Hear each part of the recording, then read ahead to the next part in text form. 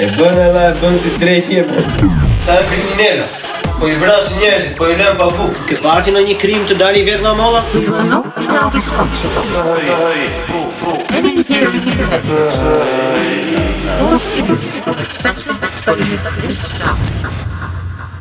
Të dashur miq, kjo është pjesa e dytë e diskursit për publik se çfarë duam. Për të kuptuar më shumë se për çfarë po flasim dhe për të marrë kontekstin e të gjithë bisedës, ju sugjeroj të dëgjoni në fillim episodin 42 dhe pastaj të vini përsëri tek episodi 43 në mënyrë që të kuptoni të gjithë bisedën nga fillimi deri në fund. Jo, nuk do të thotë, kjo është gabim në hapa, se mendoj që njerëz që mund me jetu me ta, që mundemi të jetojmë me ta, ka pak në botë dhe ka pak në rrethin tonë. Është budalla ai që mendon që e hup një person me cilin është duke I pëlqyer muhabeti për disa çështje teknike, si të them që a din me çit fliti, ose a din me çit pite, a din me sa ke kalu. Është tjetër sen, janë disa çështje për shembull se ke kalu me një shok të ngushtë të tij ose me dikon të njoftën dhe vërtet bëhet e pamundshme e lidhja sepse fillon të kuklavitet atë. Por çështje të cilat mund jo vetëm që mund me prish, por unë vetë nuk pe kuptoj këtë procesin e intervistimit për martesë si proces në një lidhje. Unë mendoj që njerëzit duhet të jenë të lirë dhe të jetojnë jetën e tyre të kënaqur në çështje të tjera, dhe në momentin që arrihet një pjekuri edhe që vetë vjen ai moment që ti I kërkon dikujt a do më martu me mu, prej atij momenti pastaj shihen elemente tjera praktike, ku do të jetojmë, a nej, por fillimisht të rritë dhe të gjithë do të kujdesen që të gjejnë pika që I lidhin mes tyre, jo të gjejnë pika që I ndajnë. Sepse po them, nuk është çaq kallaj me gjetë dikon që vërtet pëlqen edhe me cilin mundesh me bë jetën, edhe me aprish vetit ato me disa pyetje. Po I bën me bë kompromise thotë. Jo me bë kompromise, nuk është çështje se Më shifë si e kuptoj, më korrigjon nëse unë e kuptova fjalën tënde gabim. Unë e kuptoj në këtë mënyrë. Që ti thua që nga që ne kemi 15 gjëra që na bashkojmë, nuk duhet të lëm këtë gjë që të na ndaj. Por në qoftë se ose femra ose mashkulli e ka problem këtë, e ka no deal, e ka deal breaker, e kupton? Ço kuptimi ka të vazhdojnë të pastaj, sepse edhe ai ose ajo do jetë në hije gjatë gjithë kohës, domethënë, edhe në qoftë ata do krijojnë fëmijë, fëmija do vej 10 vjeç, edhe pastaj e merr vesh ai fjalë mbas fjale mbas 10-15 vitesh, që kjo pas ka pasur dhe kjo nuk e pas ka ditur, edhe se nuk donte ta lëndonte apo nuk donte të largonte ndjejat e mira, edhe do shkatërrohet lidhja në mes. Unë mendoj se kjo është më mirë që në fillim për të shmangur lëndimin e madh më vonë. Jo, nuk është kështu e perceptoj. Lëndimet edhe çdo ndjenje e madhe është e mirë. Edhe lëndimi I madh është I mirë për njeriu, nuk është problem lëndimi. Por unë mendoj që në që ka në mos pajtim për një sen, për shembull, më pëlqejnë drama, ty të pëlqejnë filmat aksion, okay, e gjejmë një vartereni, mundohemi ja vlivduni një tjetrit. Janë disa çështje që po I diskutojmë sot, që ndoshta ende mund me qenë barriera, për shembull, barriera në disa rrethë dhe mund me qenë barriera në moshën e hershme, sepse edhe të krahasueshmëria, për shembull ti e pyet partnerin tënd, qoftë mashkull ose vajzë, nuk ka lidhje, e pyet sa partneri ka, për shembull përgjigjja vjen 10 dhe ti ke pas 2. Tash ti në atë krahasimin mundosh me fajsu tjetrin pse ti faktikisht ke pas vetëm 2. Dhe nuk në mënyrë e ki fajin pse nuk I ke pas ti 5 e ajo 5. ose diçka. Jo, po shiko, kjo është pasaj po ta zbërthesh me matematik, po ne nuk po flasim Po. sa leke në bank. Kjo është shumë herë më e thellë, sepse aty përfshihen ndjenja, aty përfshihet rritja, siç e përmendi edhe Resi, edhe Gjeni, edhe Klara, domethënë këto gjëra nuk janë gjëra që janë thjesht konto, domethënë këto janë gjëra që lënë gjurmë për sa të ketë robi jetën. Ne këtë nuk mund ta lëm baskrave. Pastaj edhe një mashkull që e ka shumë problem këtë pjesën e numrit, edhe nëse si thua ti nuk duhet ta vëj re, sepse ka shumë gjëra tjera që i bashkon. Unë jam i sigurt që thjesht atyra mashkullore ai do ja nxjih jetën asaj femre, do ja nxjerrë në mënyra të tjera, ose një femër që është e pakënaqur me mashkullin e vet, se ku dëgjon, ka detyruar familja me u martu me atë mashkull, apo arsye të tjera, do ja nxjih jetën mashkullit vet, sepse nuk është e lumtur më vëlla.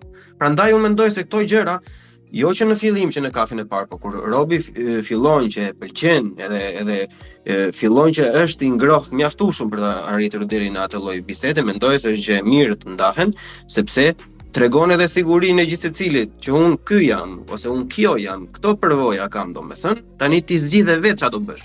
Unë s'mund të jap ty dorë në thes, edhe nesër pas nesër ti zëm të gjitha muhabetet nga e para edhe e kupton? Po, e kuptoj. Nuk jam edhe kundër me bë pyetjen, por duhesh ta bësh pyetjen duke pas përgjigjen edhe edhe në numrin që nuk të pëlqen. Në farë mënyrë duhet me pas një plan B në përgjigjet që ndoshta nuk të pëlqen.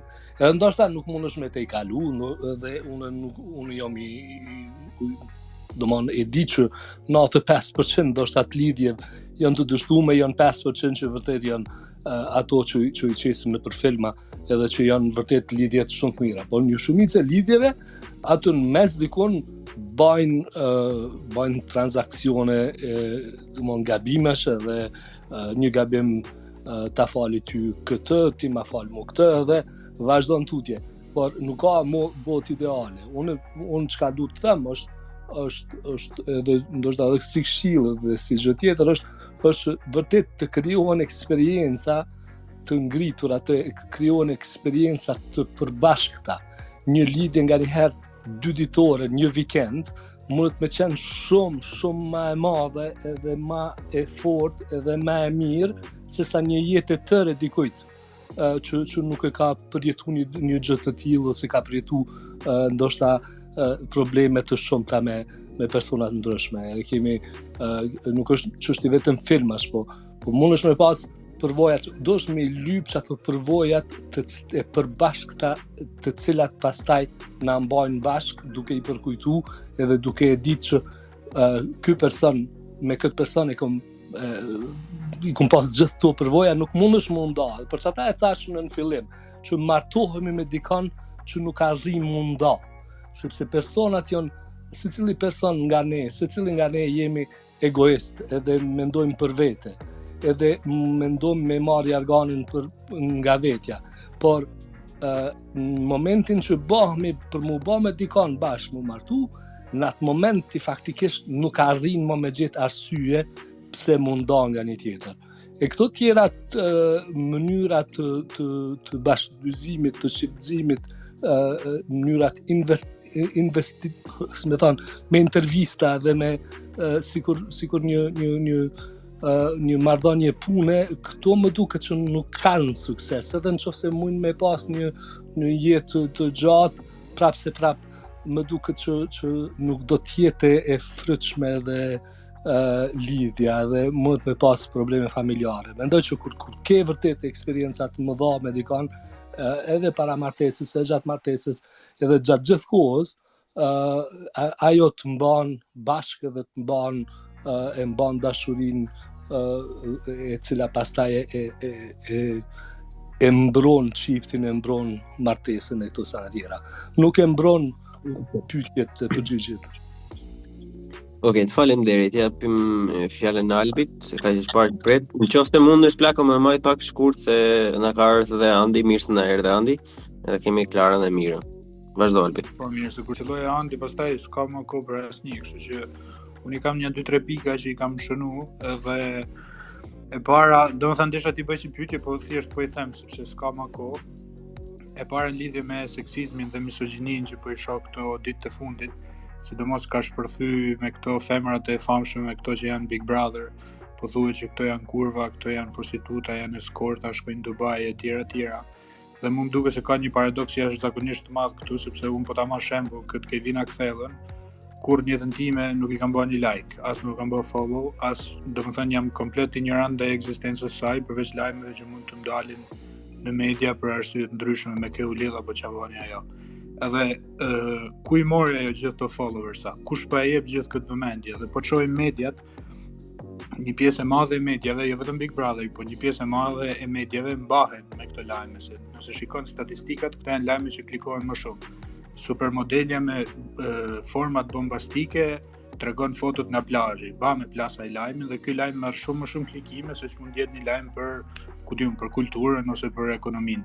Kështu që ka një hipokrizi shumë të madhe, nga një anë meshkujt i ndjekin shumë këto femra, ju japin një rëndësi të jashtëzakonshme, i promovojnë, ju bëjnë të mundur që të marrin vende pune të mira dhe në momentin kur ato dalin atëherë janë të njëjtët që këto thonë janë kurvat më të mëdha të vendit dhe duket pak absurde.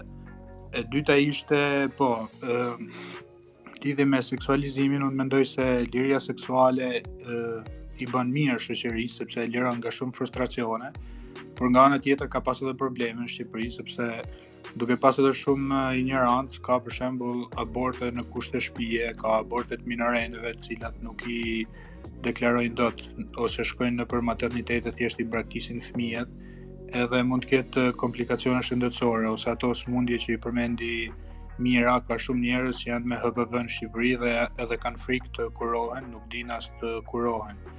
Për më tepër probleme tjera që mund të jetë rritja e moshës lindjeve për gratë, e cila është problematike në lidhje me sindromën Down, në lidhje me shumë probleme tjera. Kështu që mendoj se duhet liri, po duhet edhe i farë edukimi.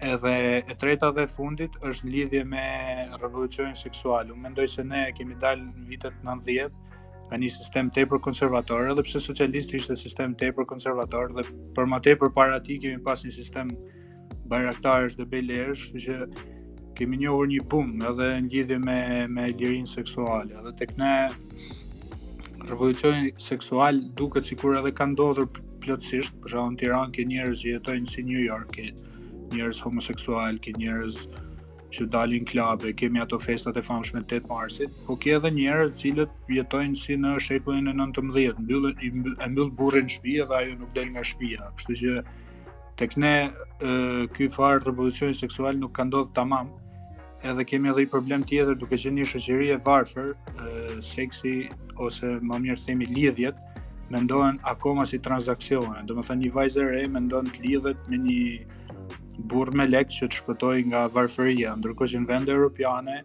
kjo nuk është kaq shumë e theksuar. Domethënë nuk kanë nevojë meshkujt të lëvizin me makina të shtrenjta për gjet dashur, ose ky frustrimi i madh i meshkujve shqiptar që ja shiko se këto vajzat janë materialiste, mendoj se ka lidhje me këtë, me mungesën e një farë lirie seksuale dhe me përjetimin e seksit si pushtet. Domethënë ti vetëm po ishe i pustetshëm, po ishe i pasur, po ishe mafioz, po ishe drejtar, ke mundësinë të kesh shumë femra dhe ne kemi disa meshkuj burra, të cilët janë nga 40 vjeç, nuk e kanë jetuar rinin ashtu siç e jetojnë gjithë vendet e botës të rinj, dhe kanë një uri të jashtëzakonshme për seks edhe për të pushtuar femra edhe pse mund të jenë të martuar. Dhe gjithmonë janë këto vajzat e reja që janë vulnerable, që mund të vinë nga rrethet ose që janë të varfra. Dhe fatkeqësisht akoma seksi përjetohet në këtë mënyrë. Me kaq du ta mbyll, ja kaloj linjën Andit. Që japim një herë Klarës më mirë Andi, e ke problem vëllai? Po, Ja, Klarës. Klara, mira, shkurt ju lutem edhe të lëm profesor Descartes pastaj.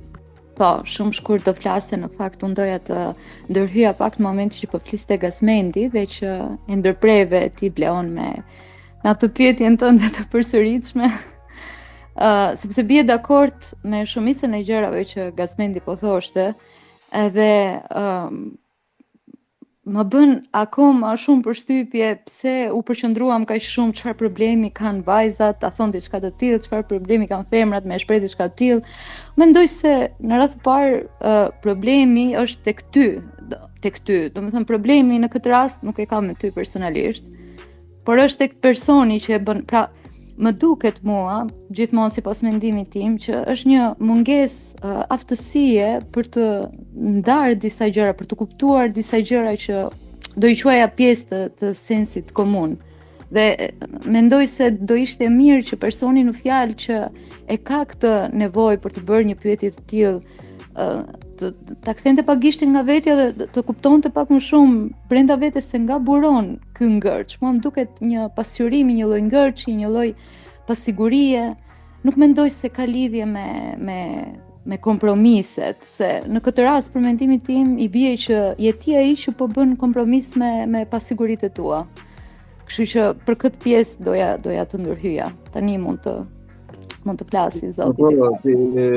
Pikërisht pra, ashtu e thash dhe unë, kupton, pavarësisht nëse po flasim për mashkull në këtë pjesë, domethënë nëse ky tipi është i pasigurt në këtë pjesë dhe është deal breaker për atë, unë prapë mendoj që duhet ta bëj atë pyetje dhe let it go plak, kupton, s'ke pse sepse ai nëse ka këtë si ta bëj pyetjen, si mos ta bëj pyetjen, nëse është i pasigurt ai në një mënyrë ose në një tjetër, atë lidhje do e shkatroj. Kështu që më mirë ta bëj, ta heqë qafe dhe të shikoj secili rrugën e vet, sesa të t'ia prishin kohën njëri tjetrit. Mirë, okay, në rregull, s'u ta zjas. Mira, në qoftë se e mban shkurt, të lutem të shtosh 2 fjalë edhe kemi fjalën e Andit pastaj. Po shumë shkurt lutem Mira. Veç deshta me kuptu pe i ku ka ardhë kjo pyetje se unë nuk i shoh ato emisionet si edhe në përputhen ato a ka prej atyne, prej ka se unë për shembull kjo është pyetje që është bërë brenda netit. Okej, se unë mendoj që pyetja më me rregull është a do të më ditë njeriu sa se di si me ta thonë shqip se unë nuk jam rrit atje. Tu je anglisht, ka problem se të kuptojmë edhe gjithë. Body count si thojnë në këto në Amerikë. A ka më rëndësi body count? E ju fjala kur, se unë për shembull edhe shumë shkurt për mbaj. Unë për shembull e mbaj fejen teme, e mbaj për veti, unë kam prit deri me martesë. S'kam pas marrëdhënie me asnjë, veç burrin tem, ama unë nuk ju them femrave që kanë marrëdhënie tjera dhe shumë marrëdhënie, nuk ju them as si fjalë. Mu nuk e kuptoj pse po e përdorim atë fjalën në këtë pyetje, në vend si me thonë, a ka nevojë njeriu me ditë sa njeri ka pas marrëdhënie. Po kështu siç e ti, po të ishin gjithë persona kështu që ti që e mban për vete dhe nuk i ofendon personat e tjerë, do ishim shumë herë më mirë nga se që jemi. Veç po du me kuptu pse keni ba pyetjen kështu. Ishte një pyetje që u bë thjesht në grupe dhe pyetja është bërë sepse është një pyetje që është e formuar në një mënyrë brutale, domethënë në një mënyrë që dhemb, e kupton, sepse është pak si ta themi prapa mbetur, nuk e di, ignorante, nuk e di si t'ia vë epitetin, po që është një pyetje që ndez këto lloj ndjenjas, domethënë që krijon një farë lloj debati. Prandaj është bërë edhe pyetja. Pyetja ndryshe është si e përjetojnë meshkujt seksualitetin e gruas dhe a pranojnë ata që ajo të ketë shumë partner. Nëse nuk të duket ashtu, jepi përgjigje kësaj tjetrës. Atëherë, zonja dhe zotrinj, ju e njihni, ju e doni, ai po na nderon me prezencën e tij. Për ju Zoti Andi Destan. Okej. Ju dëgjova, do thënë se që para isha i zënë, po dua ta nis me diçka, do të thënë, ne po flasim për çështje morale, dhe janë ose për teoretikës dhe të sentiment. Në rast nuk është se ka një duhet ose një lloj ligji, një lloj kodi penal të caktuar, kështu që secili, besoj në këtë rast, mendimi i secilit në raport, do të thënë në raport personal me personin tjetër është i saktë. Ka njerëz, e tha dhe Bleoni, që ka njerëz që realisht e kanë kështu deal breaker që ore nuk pëlqen vajza apo djalë qoftë që ketë X numër. Dhe kjo është totalisht në të drejtën e personit, sepse marrëdhënia nuk është diçka e detyruar që ose duhet jem super emancipuar ose duhet jem super e prapambetur që duhet pranoj fakti që dikush ka pasur shumë partner ose partnere, ose ka pasur pak edhe unë duhet të kaloj nga ana tjetër. Nga kjo, nga çështja e moralit, do mund të themi që çfarë është e drejtë edhe çfarë nuk është e drejtë. Në këtë rast e përcakton vetë personi, edhe vetë personat të cilët janë në marrëdhënie. Edhe nëse unë jam plotësisht dakord me Blonin, nëse një person e ka probleme, është më mirë që ta shprehë fillimisht, ta hesi gjë, sepse në momentin që ti e mban e blua, sidomos çiftet shqiptare që nuk komunikojnë shumë me njëri tjetrin, do shfaqë një problem, një sherr, një zëng, një gjë dhe shkon deri, ndoshta nuk dua ta bëj kështu situatën e rëndë, por shkon deri te aspekti i krimit, ndoshta thjesht për një gjë se akumulohet ajo te aspekti psikik. Për këtë çështje, tash pjesa e body countit është një pyetje që vjen nga mentaliteti shqiptar, se zonja bëri një pyetje pse kjo pyetje. Sepse kjo pyetje haset rëndom te meshkujt shqiptar. Kryesisht është një pyetje që e bëjnë meshkujt më shumë, nuk e bëjnë femrat. Unë shumë rrallë kam rastisht edhe personalisht, po edhe kështu. Kisha fjala kurve, jo te për shembull pyetje për body count. Po sepse një gjë e tillë është që nëse ti ke pasur disa partnerë ose shumë partnerë, një gjë që konsiderohet shumë, të vënë epitetin kurv. Domethënë, sidomos në zonat provinciale ke këtë idenë që një femër ka shumë, sidomos sa më thellë të shkosh, është kjo ide në Shqipëri të fakti me sa njohun, është që ato e kalojnë në fejuar, ajo është në drejt është kadete për kurvë, domethënë është po bëhet drejt kurvës, sepse nuk e mban dot burrin dhe morali bie kryesisht mbi femrën, nuk bie mbi mashkullin. Nuk është se ai ka pasur ose ka qenë diku jashtë shtetit, ka shkuar me prostituta, ka bërë asnjëherë nuk i kërkohet llogari mashkullit nga ky aspekt. Edhe prandaj besoj se ngrihet pyetja në këtë lloj qasje. Tani çështja është që për mua personalisht, e shikoj unë, se prandaj them që është një çështje shumë delikate që më shumë duhet parë personalisht. Nuk është asnjë lloj përkundrazi, nuk është asnjë lloj rëndësie se sa personi ka pasur ose sa ka. Tash, normalisht kjo varet nga secili, por çështja është që ti nuk shkon me dikë se sa herë ose sa persona ka pasur, sepse nga ana fizike ti nuk e dallon një herë sa herë seks ka bërë, se nga e dallon një person i cili ka bërë 1000 herë seks me 2 veta dhe njëri që ka bërë 10 herë seks me 10 veta të ndryshëm.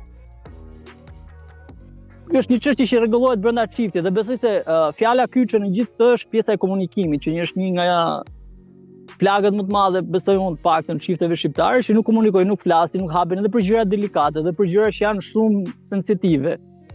Edhe besoj se marrëveshja, unë paktën si e kam rregulluar në jetën time, është ideja që nëse personi nuk hapet vetë, nuk krijon konfidencën dhe nuk krijon një lloj terreni, sidomos në aspektin femëror, kjo pyetja sa ke pas duket shumë idiote, sepse është thjesht për të konfirmuar atë egon maskullore që sa është numri që unë të cilësoj kështu apo të cilësoj ashtu, ose jam unë i parë në jetën tënde apo është një lloj egoje, se çfarë dallimi kanë nëse i parë, i 10 ose rëndësisht ka ti je i fundit paktën deri pra sa po qëndron. Edhe është një lloj konotacioni social që vjen për shkak mentalitetit që sa më shumë partnerët që të pasur një femër, aq më tendenca ka kurvërie. Edhe nuk e shikojmë nga ana tjetër, që kjo mund të jetë një femër e lirë dhe përgjatë jetës vet ka vendosur që të frekuentoj, të ketë marrëdhënie, sepse për mua personalisht është më po them kështu, jo fjalën e dur, më e volitshme një femër e cila ka pasur eksperiencë se një femër që nuk ka pasur para eksperiencë. Do si seksualisht është nga ana e mentalitetit të gjitha, sepse i ka shumë terrenin. Është si shalqiu me provë, e di që pasi ke provuar sa shalqi, ka shumë se çfarë shalqi shet ky stan, kjo ferm. Se kur provon shalqinin e parë të duket gjë në botë. Edhe besoj se ne i kemi dhënë një lloj ngushtësie mentaliteti i femrës, domethënë që femra nuk duhet bradharake, nuk duhet të jetë shumë kështu. Unë spaku besoj se duhet të jetë pa aq bradharake sa meshkujt në këtë aspekt. Edhe gjë e numërimit të trupave bëhet nga ana e meshkujve.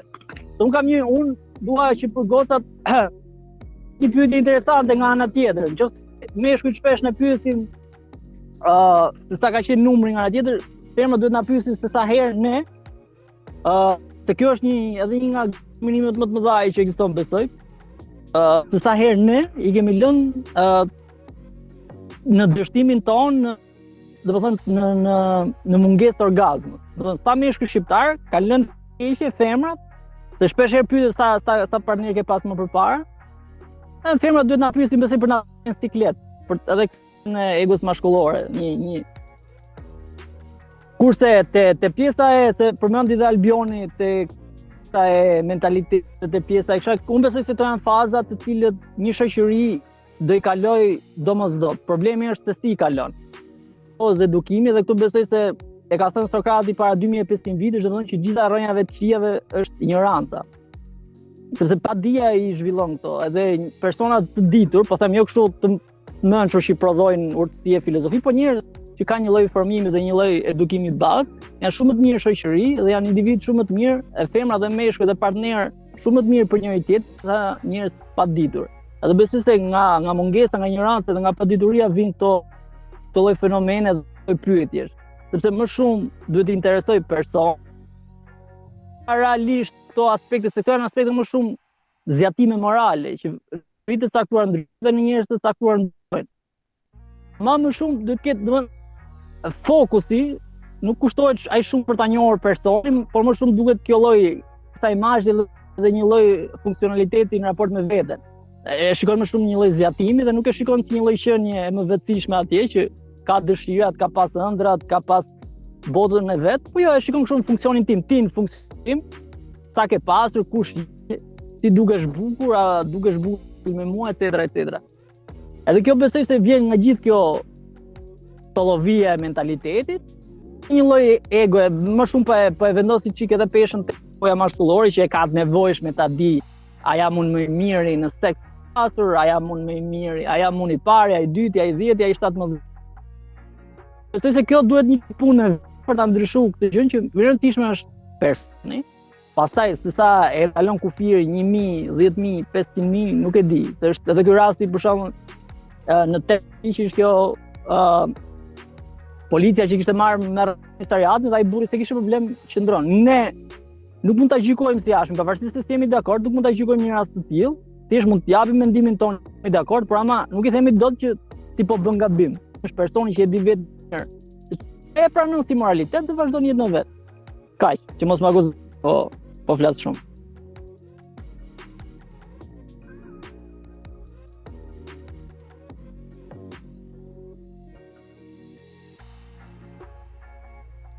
Ma në zoti ma të ndodhje, burat, që ti... Baroj Andi? Se prisni ma, ishin të paprigatitur, ishin të gjithë me gota në përduar akoma. O plako, unë kam një replik të vogël me atë që po thoshe ti, se the që këto gjëra mund të jenë të ndryshme edhe se i ka pasur partnerët kur the të pjesa që mund të jetë femër e lirë. Mund të jetë femër e lirë në çfarë kuptimi, nëse mban mend akoma po kishe fjalën. Fjalën që ajo një person unë biles unë e sugjeroj dhe mbështes të lirinë e femrës, që do të përkontohet sa më shumë partner. Po, dhe e pavarur por te pjesa prit Ermalo se e di çfarë dua të them. Faleminderit për çështja është që e sugjeroj si gjë, shoqërisht se është një femra shqiptare duhet të frekuentojë sa më shumë meshkuj, e para për t'i njohur dhe për të fituar një lloj eksperiencë, sepse kemi një lloj konotacioni shoqëror që shqiptare edhe në moralitetit janë të mira, janë morali dhe gra për shtëpi, qofse shkojnë vetëm me një person. Po them kështu një lloj mentaliteti disiplinuar, se normalisht në shumë qytete, ky qytet ka ndryshuar si pikpamje. Por e kam fjalën që pse mos ketë njëjtën liri frekuentimi dhe po them edhe numri dhe e body countit, mashkullin, paktën ke barazie, edhe pse nuk duhet gjykohet, pse mos gjykohet e mashkulli për të njëjtin moral, që dha ai të cilësoj, nëse dha ai ka kaluar këtë X numrin në shoqëri, të X numrin e partnerëve të që gjykohet. Jo, gjykohet njëtin kut. Gjykohet në anën e kundërt. Gjykohet në anë asimetrike. E di pse të gjykohet në anë asimetrike, sepse për arsye që unë nuk mund t'i kuptoj vetë, statistikisht pjesa më e madhe e femrave preferojnë meshkuj që kanë eksperjenca dhe janë shumë të pasigurta me meshkuj që nuk kanë eksperjenca. Pse kjo ndodh? Ka shumë persona. E para po edhe ky gjykim, edhe ai, domethënë, është komplet ana e kundërt. Nëse ti je një mashkull pa eksperiencë, je një mashkull i dështuar plak. Nuk mund të themi që ky është gjykim tash. fakti që ne si meshkuj nuk flasin shumë për këto gjëra, se kemi një lloj tjetër, ne garojmë mes njëri tjetrit, domethënë, edhe mundohemi që të jemi mbase ndonjëherë edhe më shumë përgjegjës edhe për gjëra që nuk na takon të jemi përgjegjës, domethënë, por nuk do të thënë që nuk ekziston. Kort, thjesht ideja është që e kisha fjalën më shumë te ideja e peshës morale. Ne kemi fokusin se te meshkujt ka një lloj tjetër dhune që është e fshirë nga ana tjetër. Nuk duhet ta mohojmë që kjo gjë ka një lloj ekzistenci, një lloj kërkese të madhe në raport me femrën. Nuk është mashkullin e kryqëzojmë për këtë gjëra, ama femrën e kryqëzojmë. Do të thonë kemi një lloj etaloni shumë më të fortë moral, shoqëror për raport me femrën. Këtë dua të them, se normal, po unë nuk e shikoj paktën me sa kam hasur dhe sa kam edhe nga përvojat personale, nuk e shikoj që mashkulli ndodhet se pastaj i fut debateve të tjera patriarkatit edhe sistemit ekonomiko-shoqëror predominant shoqërinë që i ka dhënë kështu një lloj force më të madhe edhe pushtetit mashkullor. Do të sepse çfarë bën kjo është nuk po ta shikosh kështu të izoluar, se është e lidhur nga ana arsimore, ekonomike, edukative, kulturore, janë gjitha bashkë. Do të thonë duhet parë edhe nga kjo. Në rregull, po duke më qenë se nuk të kam fjalën të tjerëve tash, më falni, se një gjë të vogël është. Nëse ne pretendojmë që kemi të gjithë të njëjtat të drejta, domethënë çdo kush ka edhe lirinë e fjalës dhe lirinë e kërkesës ndaj dikujt që do të hyjë në marrëdhënie apo jo, atëherë i bie edhe këta persona që ne konsiderojmë si të prapambetur apo që bëjnë pyetje që mbase nuk duhen bërë, kanë të gjithë drejtën e botës të bëjnë atë pyetje edhe mirë bëjnë që i bëjnë. A do vuajnë ata pasoja sepse nuk do gjejnë partnerin, sepse partneri nuk do i pëlqejnë. Po, shumicën e rasteve në shoqërinë e sotme po është bara që do e mbajnë ata. Po unë e mbroj të drejtën e atyre që ta bëjnë atë pyetje. Jo, përkundrazi, dhe unë të mbështes, unë e thash dhe në fillim, do të thënë ideja është që ne nuk mund të vëmë ligj moral se çfarë duhet bëj dikush në raportet e veta erotike. Na pëlqen apo nuk na pëlqen? Ka njerëz që duan të jenë dominant, njerëz që duan të bëjnë gjëra, ka njerëz që duan të jenë të krishterë në marrëdhënien e tyre, dhe ne nuk mund t'i vëmë kuti moral përderisa diçka nuk shkel kodin penal, nuk është e palishme. Atëherë ne nuk ka të drejtë. Problemi që ne bëjmë polici morale. Se më duket budallik një pyetje e tillë, këtë se. Po pra, mua personalisht gjë tjetër të thuar që kjo duhet vendosur lisin, siç bëjmë ne. Se foli dhe Albi pak më përpara që për shembull nëse Kevina ka bërë gjë, edhe nëse ka shkuar në Dubai, me çfarë, domethënë kush je mund për t'i treguar asaj se çfarë duhet bëjmë jetën e saj. Domethënë e ka sjell Zotin në këtë tokë për jetën e vet, e di më mirë se sa mua. Tani çështja është që ky aspekt unë duhet të mbaj qëndrimet e mia morale, filozofike, politike, edhe them nuk jam dakord me këtë, diskutohem. Problemi që ne kemi, që unë e shoh shpesh, edhe me këtë që përmendi Albi, është që ne nuk ancohemi përveç të pjesës aspektit personal. Ne themi dhe si duhet bërë. Është kur përvar, kjo është kështu, kjo është ashtu. Pra, japim një lloj lisie moralit ton, bëhemi si politika në ekstrem e moralit në Iran, që ti duhet mbash amin, nuk duhet të pyçet. Dhe problemi, nuk po them se jemi në aq në ekstrem, por çështja është që ne e kalojmë moralit në vend atë që duhet themi unë mendoj kështu, dhe unë nuk jam dakord me këtë, por njeriu nga ana tjetër, ai që thot Volteri që duhet respektuar edhe për ta shpreh mendimin, por edhe për ta gëzuar jetën e vet tjetri që ashtu ndon. Dhe ai që shikon, ai jeton jetën e tij. Ti nuk mund të bësh një politikale, këtë po them. Do të thënë, unë ti shikon për mua, do doja që të fillë liri, sidomos femrat kishin liri më të mëdha. Okej. Super, u kuptuam deri diku. Alisa. Pastaj me radh Mira, Dajena dhe Karli. Vazhdo Alisa. Shkose, edhe kështu privatisht duke diskutuar pak, dua që t'jap pak nota pozitive në përgjithësi, se unë e di që ne shqiptarët jemi autokritike dhe autokritikën e kemi si një shtyllë të rëndësishme, ose paktën po them një pjesë e shoqërisë. Megjithatë, unë mendoj që ka një ndryshim shumë të madh sociokulturor që është duke ndodhur në Shqipëri, që është për të duar trokitur. Edhe përpara disa ditësh e kam pas të debat në Spaces, se mendoj që kjo çështja e seksualizimit që neve folëm të grave, apo edhe faktit që përdoret ai, unë çfarë thash që nuk e gjykoj, po kjo nuk do të thotë që unë e preferoj që apo e mbështes që ta bëj një gjë të tillë. Për mua është shumë e rëndësishme liria, pra edhe liria nuk ka metrik, pra nuk mund të jepet me copza, ajo do të jetë liri e plot, ku secili prej nesh ka drejtën e vet për të zgjedhur sa partner sa partner do të ketë në jetën e vet. Dhe a do që të shkoj në altar i ose e virgjër apo jo, dhe për mua është shumë e rëndësishme tek gjua e urrejtjes që të mos mbillet, apo edhe gjua e bullizmit. Nëse dikush për shembull këtu apo edhe në jetën tonë të përditshëm ne kemi miq e shok plot të cilët pyesin apo interrogojnë në një farë mënyre partnerët e tyre, dhe pse unë kisha preferuar që dhe unë e kam ndërtuar, apo nxjerr edhe një detaj kështu personal, që unë e kam ndërtuar raportin me partnerin tim, ku neve të dy jemi hapur vetë edhe kemi gjetur, si me thënë, një streh të ngrohtë edhe të sinqert me njëri tjetrin, ku nuk na është dashur që të pyesim dhe të interrogojmë, po vetë i kemi treguar eksperiencat e së shkuarës, më shumë edhe sepse me të shkuarën vijnë edhe ca valixhe nga mbrapa, PTSD, traumash, të raporteve të së shkuarës, tradhtish që mund na ke ndodhur, edhe nëse është në këtë thuaz, pra nëse ndodh në këtë mënyrë, po themi, pyetja, është e konceptueshme dhe normale për mua. Edhe nëse është në një mënyrë tjetër, në një mënyrë që standardi i vet moral dhe social i ka vendosur atij ndër breza, ndër vite, edhe formimi i vet i ka thënë që unë nuk dua që të kem shumë një partner që ka më shumë se X numër partnerësh në të shkuarën e tij, edhe kjo prap është sërish normale.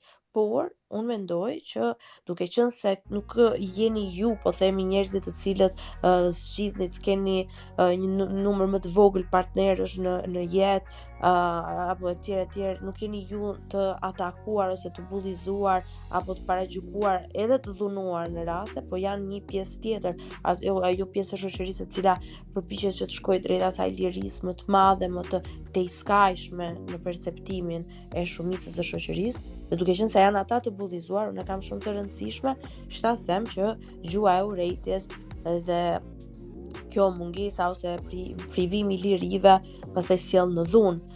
Edhe prandaj neve gjatë gjithë kohës e kemi pas shumë të vështirë, se po e dëgjoja edhe Ziva më përpara që po e thoshte, prandaj ne kemi shumë të vështirë që t'i kthenim përgjigje për shembull Ermalit, që edhe me atë zërin e tij kështu potent të veriore, thoshte po sa ke pas.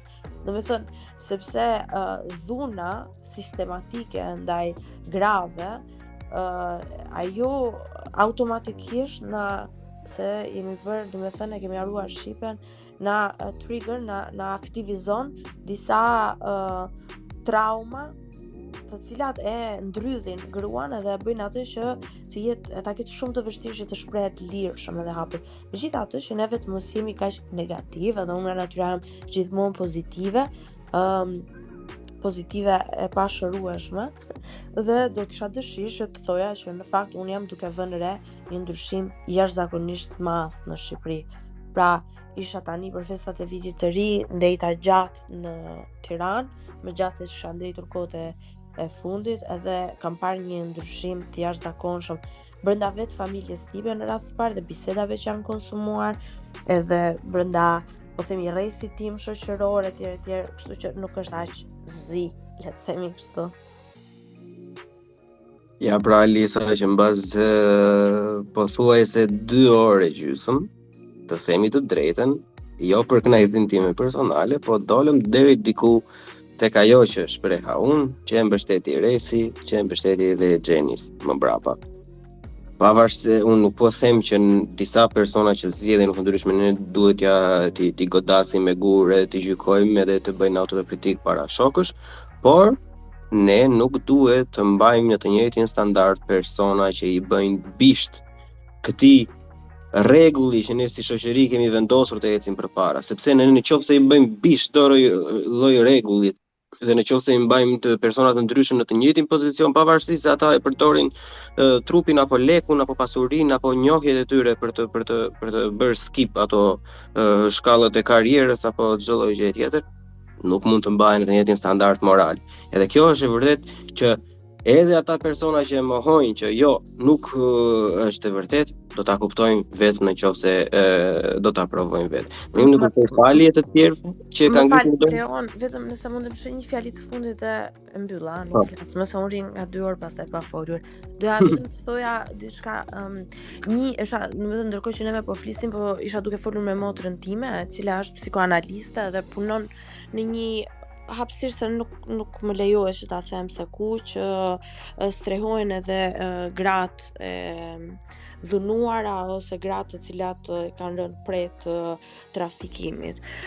Dhe domethënë një ndër pyetjet e mia më të sinqerta që ja bëj gjithmonë është se si mund të zgjidhen këto fenomene, edhe fenomene të tjera të ngjashme, por që janë po themi në shkallë më të vogla, si më thënë gratë të cilat vendosin që të shkojnë në Dubai, ky fenomen i famshëm që ne të gjithë e kemi diskutuar në hapësirat tona. Edhe përgjegjësia, sikurse e kemi bërë edhe një tjetër një debat mbi përgjegjësinë sociale, unë gjithmonë përpiqem që t'ja atribuoj dhe t'ja jap përgjegjësisë shtetërore për paaftësinë totale, për të rehabilituar dhe për t'i rikthyer në jetën normale dhe për të sjellë sa më shumë hapësira dhe të mundshme pune për gratë që janë në Shqipëri. Dhe prandaj debati, në qoftë se duam që ta kalojmë për sa i përket atë debatit që a ka dhe pse ka gra që pranojnë që të kryejnë favore seksuale për një vend pune, përtej po themi psikologjisë, që unë nuk do doja të hyj në marrëdhënie psikologjike pse një grua e bën një gjë të tillë, se nuk kemi ekspert të kësaj gjë, ndoshta motra ime do mund ta sqaronte, po të ishte ose dikush tjetër që ka studiuar psikoanalizë ose psikiatri. Por të paktën për sa i përket kushteve që ofron vendi jon, është një lloj domethënë siç janë ato ikjet masive me varka drejt Britanisë së Madhe, ashtu edhe do të vi duke u rritur edhe ky fenomen paralelisht. Se di ai isha e qartë. E kuptoj. Në tani kemi një ndryshim shumë të vogël fare dhe mira dhe Ermalit tash, sepse kemi 2 orë gjysmë që diskutojmë vetëm në një drejtim. E unë kam vërejt që gjatë gjithë kohës, domethënë po themi që sidomos tek pjesa e aferës, domethënë e favoreve seksuale, edhe tek pjesa më kryesore e pyetjes, të kelem në bati ka me sa ke fjetur, sa ke pasur, sa ke bërë. Edhe jo nuk gjykohen, tha Andi, edhe pse meshkujt gjykohen, me të drejtë tha që jo nuk e kanë aq dëm të madhe, por ç'a ndodh. Meshkujt gjykohen për çdo lloj gjëje tjetër përveç se për atë. Kurse femrat nuk gjykohen për asnjë lloj gjëje tjetër përveç se për atë. Tani, normalisht goca do thonë që kjo është më e vështirë sepse janë goca. Ne edhe mund të themi edhe s'mund të themi, unë nuk e kam darë mendin akoma, unë jam 50-50, nuk e di akoma se kush është më e keqe. Por në qoftë se si vajzë do marrësh epitetin kurva apo ku dëgjon sepse pasiguria e dikujt apo preferenca e dikujt e çon atë të kaloj ato norma shoqërore sa të vëj epitete. Edhe kur je mashkull, sidomos kur të kalon edhe mosha që i lë të 30-tat, atëherë çdo lidhje, çdo njohje është ku je, me ç'a merresh. Do të pyesi për profesionin, nëse është femër që ka takt, do të pyesi për profesionin, nëse është femër që s'ka takt, do të pyesi se sa të ardhura mujore ke. Do të pyesi sa lidhje ke pasur, do të pyesi sa të gjata i ke pasur lidhje, do të pyesi me çfarë lloj femrash i ke pasur lidhje, pse kanë mbaruar e gjitha. Por unë kjo të gjitha këto gjëra që mendojnë, pavarësisht se janë goxha të rënda, sidomos për pjesën e meshkujve që nuk e kanë fatin që mund të ketë x. Për meshkuj që janë punëtor ndërtimi, për meshkuj që vjelin në ullinj, për meshkuj që punojnë në kasa supermarketesh, janë të domosdoshme për habitatin. Pavarësisht se është e vështirë kjo për të pranuar. Kto janë të domosdoshme për habitatin. Pse? Sepse të marrim lidhjet normale për një femër që kërkon të krijojë një familje, që kërkon të rrisë fëmijë, nga pengesat e ndryshme biologjike, e kërkon siguri në një mënyrë apo në një tjetër. Edhe në shumicën e rasteve, sa më shumë të kaloj mosha, aq më shumë rëndësi kanë këto veçoritë e një mashkulli. Edhe kjo është vlera e një mashkulli. Shumë atë vlera e një mashkulli. Dhe për një arsye apo për një tjetër, akoma se ne e kam vënë re, unë e kam thënë në podcastet e mi gjatë gjithë kohës. Ne jemi vetëm shajnë veten tonë. O ne jemi të prahambetur, jemi ignoranta, jemi kështu, jemi ashtu. Problemi i body count nuk është vetëm tek ne, është kudo, është në Gjermani, është në Angli, është kudo. Sepse në qoftë se nuk do ishte ai tregu i super madh për ato videot në YouTube që marrin klikime pafund persona. Apo Reddit apo Twitter për persona që debatojnë me njëri tjetrin. Siç po debatojmë ne këtu bashk. Pavarësisht se shumica nuk e kanë luksin të debatojnë siç debatojnë në një mënyrë civile. Po sepse është kërkesë me rrënjë biologjike, o burr. E ke radhën pas meje. Po e kam radhë tash 4 orë që presë nuk na jepni fjalë, jep fjalën vetëm njerëzve që njefti. O plak, e ke radhën pas meje direkt, pra. Po Ti e ke radhën. Ka të drejtë. A nuk isha tu pritune? Unë ju thash edhe Mirës edhe Ermalit që thashë do ndryshojmë pak tash se zjatën 2 orë gjysmë për para shtroja. Vetëm ata që i njohin që tu ja u dhan fjalën më tepër. Bravo. Na thumë më të shkurt. Mirë, ja. Të drejtë. Valini mua ta moderoj, nëse keni kritika, unë juftoj që në fund t'i vëni edhe radhën tjetër do mundohemi ta bëjmë në një mënyrë më të mirë, por do të keni parasysh tani që jemi edhe 12 vetë. Edhe diku sens duhet të ketë muhabeti. Edhe pra që mos ta zjas atë temën tjetër, po parashtroj këtë temë, edhe duke parashtruar këtë temë nga këndvështrimi i meshkujve, fjalën e ka Karl Gega. Vazhdo plako, s'kishte nevojë. Shumë faleminderit. Janë thënë shumë gjana dhe kam dashur me thënë shumë gjana, po pak a shumë si e shoh vetë në pikpamje pak më të gjanë. Unë mendoj se problemi i seksualitetit ose i body countit ose me sa meshkuj ki shkudi ma përpara sa partner ki pas ma përpara është një problem i cili ka rrënjë biologjike edhe nuk është shoqënia ajo që dikton se një femër që shkon me shumë meshkuj është kurve dhe një burrë që shkon me shumë meshkuj është player. E ke parasysh nuk është shoqënia ajo, po është vetë ndërtimi biologjik i njeriu. Që ja mundson të tillë sepse një femra është ajo, femininja është ajo e cila i ka çelësat e seksualitetit. Nëse një femër don me bë seks me ty, e ka ajo në dorë me të leju ose jo. Mashkulli është gjithmonë i gatshëm, mashkulli mjafton me kanë femën pothuajse edhe është gati. Prandaj femra ka barrën e zgjedhjes. Mjafton me kanë femën edhe është gati. Unë jam gati. Ore, më fal. Po nuk ke përgjegjësi se nuk e kam me ty. Po ne nuk kemi qenë, more.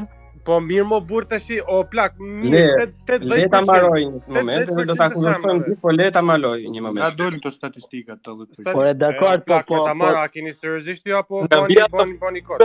Në vija të përgjithshme Karli ka të drejtë. Po çfarë po dihet o burr kjo punë që kam drejt, po çfarë flet? Nëse. Po ti more, ti po na thua që ne jemi gomer dhe s'kena fare filtra, seriozisht e ke tani, po s'u ta pranojmë si marrë. Karl, vetëm ti them diçka Andi. Andi, unë dakord jam që ti vlla nuk je, ti zgjedh, dakord. Po të ka një ka shumë të tjerë, po nuk është budallik. Po jo, në epitetet të bunë, mjaftoj me epitetet, në orë një lutem mbaroni fjalën vlla, mjaftoj me epitetet, mos bëni replika kot tash. Mbaroni o Karl mendimin tënd edhe pastaj do të nëse po mlajn, po e mbaroj. Ju lutem, le ta mbaroj që mund ta kundërshtojmë nëse keni kundërshtime në mënyrë të saktë pastaj. Ajo Andi është normale që përgjithësi besoj se është e vërtetë kjo dhe nuk besoj se ma kundërshton shumica, por tek mund të jetë gjithkush, preferencat e veta, parapëlqimet e veta ka gjithkush, njeriu mund të jetë edhe gay që të mos pëlqej asnjë femër, e ke parasysh jo të gjitha femrat, si dikush tjetër, nuk është komplet normale. Po thjesht do të thënë që fakti që femra konsiderohet kurvë nëse ka shumë meshkuj është për faktin sepse për një femër është shumë më lehtë me pas shumë meshkuj, sepse femra ka barrën e zgjedhjes, kurse mashkulli ka barrën e performancës. Mashkulli duhet të performoj një jetë, mashkulli duhet të ndërtoj vetveten e tij, kurse femra mjafton është pothuajse nga aspekti nga pikpamja seksuale, po e kam fjalën, jo se femra s'ka nevojë me basi gjatë vetëm me kanë bukur, po nga pikpamja seksuale, shumica meshkujve nuk i intereson nëse femën një partner e tyre ka lek, po aq shumë sa do të interesonte një femë nëse mashkulli ka lek. besoj se këto gjana janë të rregulluar nga vetë biologjia, edhe do shama thonë që ideja përmirështu kësaj do shama thonë që ideja që është komplet okay me shku me shumë partner, ideja që është komplet në rregull, është liria, është ignorancë ta bësh këtë pyetje, bla bla bla, unë për mendimin tim kjo është këto janë mbetjet e feminizmit që po vinë dal nga dal, po vinë edhe në shoqërinë shqiptare, ku në një kohë që në perëndim kjo hookup culture si quhet, po kritikohet vazhdimisht e ma tepër, po lind një kundër lëvizje ndaj kësaj, e cila synon, cila është ma konservatore, e cila synon mbrojtjen nuk di fjalën shqipe për chastity's, edhe shqipen e kena përdhos komplet për mbrojtjen e ndershmërisë në thojza të njerëzve. Edhe kam shumë gjana me thanë, por nuk du me ndaj një orë. Për këtë gjë mundem me shumë kënaqësi me ju drejtu tek 2 studime, të cilat i kam postuar në komente. Ka shumë studime për këtë punë, janë 2 studime të cilat kanë arrit në përfundimin që sa ma pak partner të kish pas para martesës, aq ma lumtun është jeta jote martesore, edhe aq ma gjasa ka të jetë ma gjatë, aq ma pa trauma do t'jenë fëmijët e tuaj, etj. Jeni të lutur, nëse dikush për jush ndoshta e ka të vështirë me lexues studime, se jam mësuar i marr informacionet e tyre nga YouTube-i, mundem ju të tuan edhe linkun e Atlantikut. Faleminderit. Kaq kisha. Jo, Kalip, shiko. Mua pëlqeu mënyra se si fole deri diku, po do ishte mirë t'i linim këto kunjat kështu domethënë. Po kuja ta im tha mu budallë, që ti vërtet më thu mu për kujin ti, seriozisht e ke, u të pak një bona pak lezet, pak rrita pak nivelin.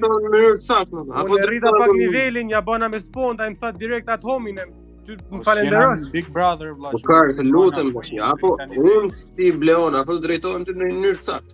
Do ta kesh pak të kortezin që ti më drejtohesh mua, është tjetër individ, ai tjetër individ jam unë, e kupton? Po ai më shavi dorë për dorë.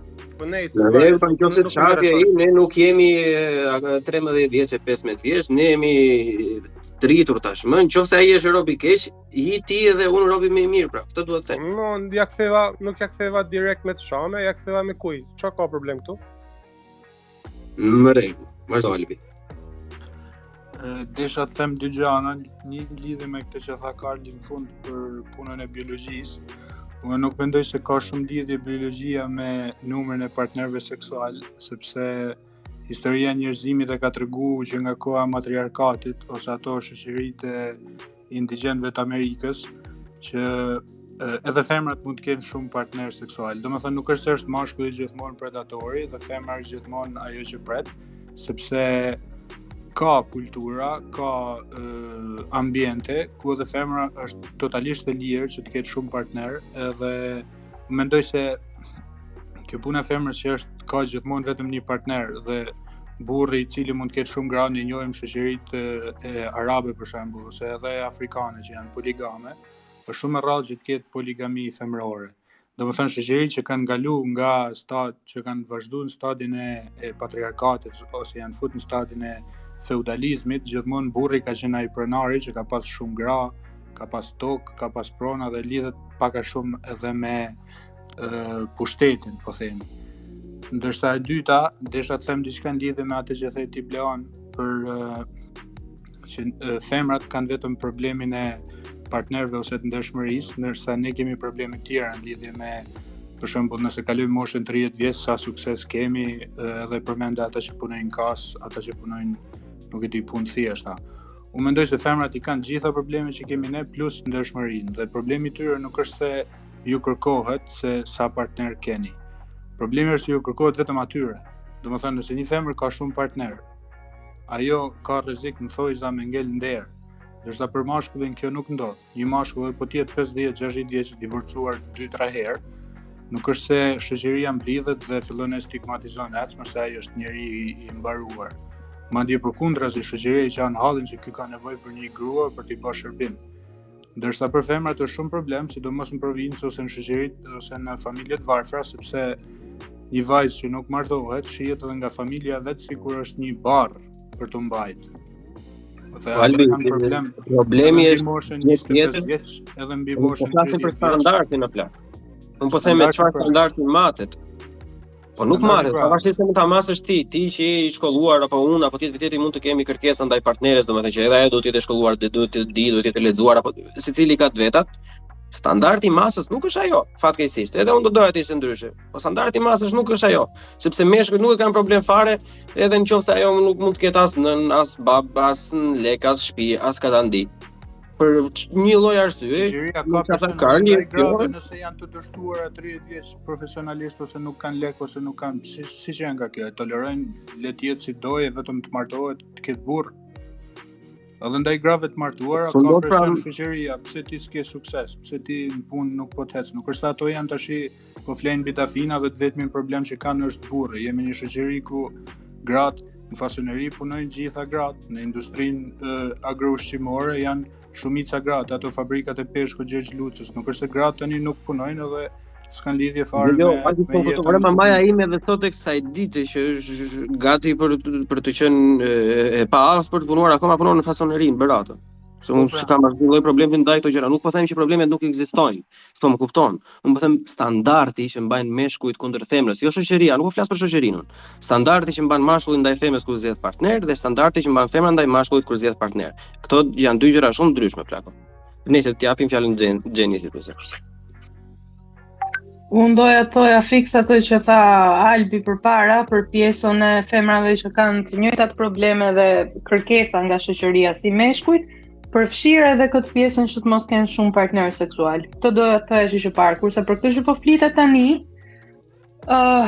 do thoja që femrat përveç se kanë kërkesa pak a shumë si meshkujt, që duhet të kenë marrë një drejtim profesional në jetë, të kenë arrit 2-3 gjëra vetë etj.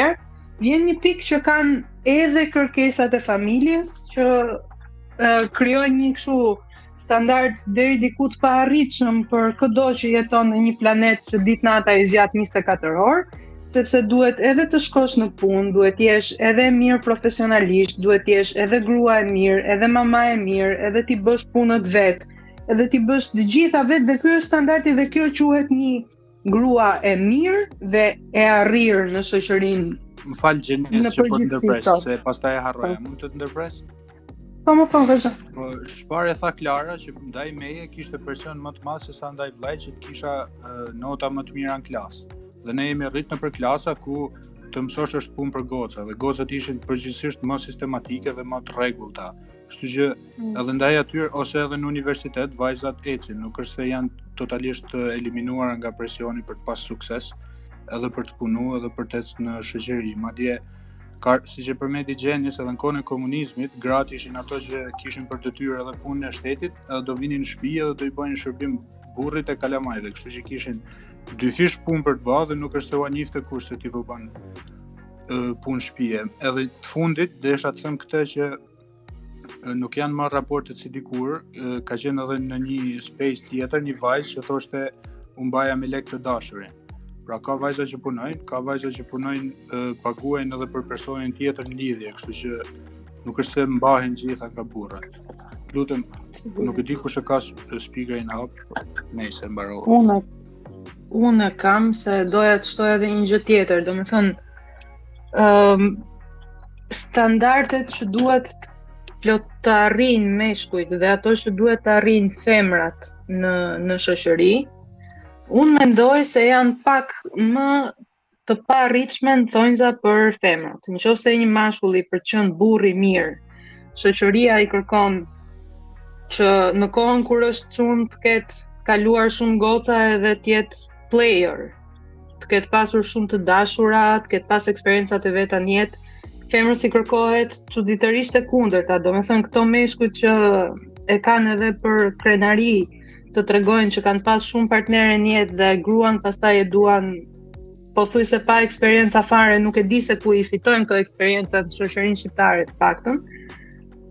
Nëse meshkujve për të qenë për të konsideruar një burr i mirë, shoqëria i kërkon vetëm të shkojë në punë, të sjellë rrogën në shtëpi, që fëmijët mos ngelen të pa ushqyer, të pa shkolluar dhe kaq, dhe nuk konsideron problem faktin që burri nuk ndihmon me punët e shtëpisë, mund të ketë probleme me alkoolin, mund të ketë lidhje jashtëmartësore, mund të ketë probleme me kumarin. Domethënë, të gjitha veset që mund të ketë një mashkull i zhbëhen në momentin që i paguan me para dhe në thonjza i mbyll gojën me lek gruas vet, që për mendimin tim është shumë e gabuar.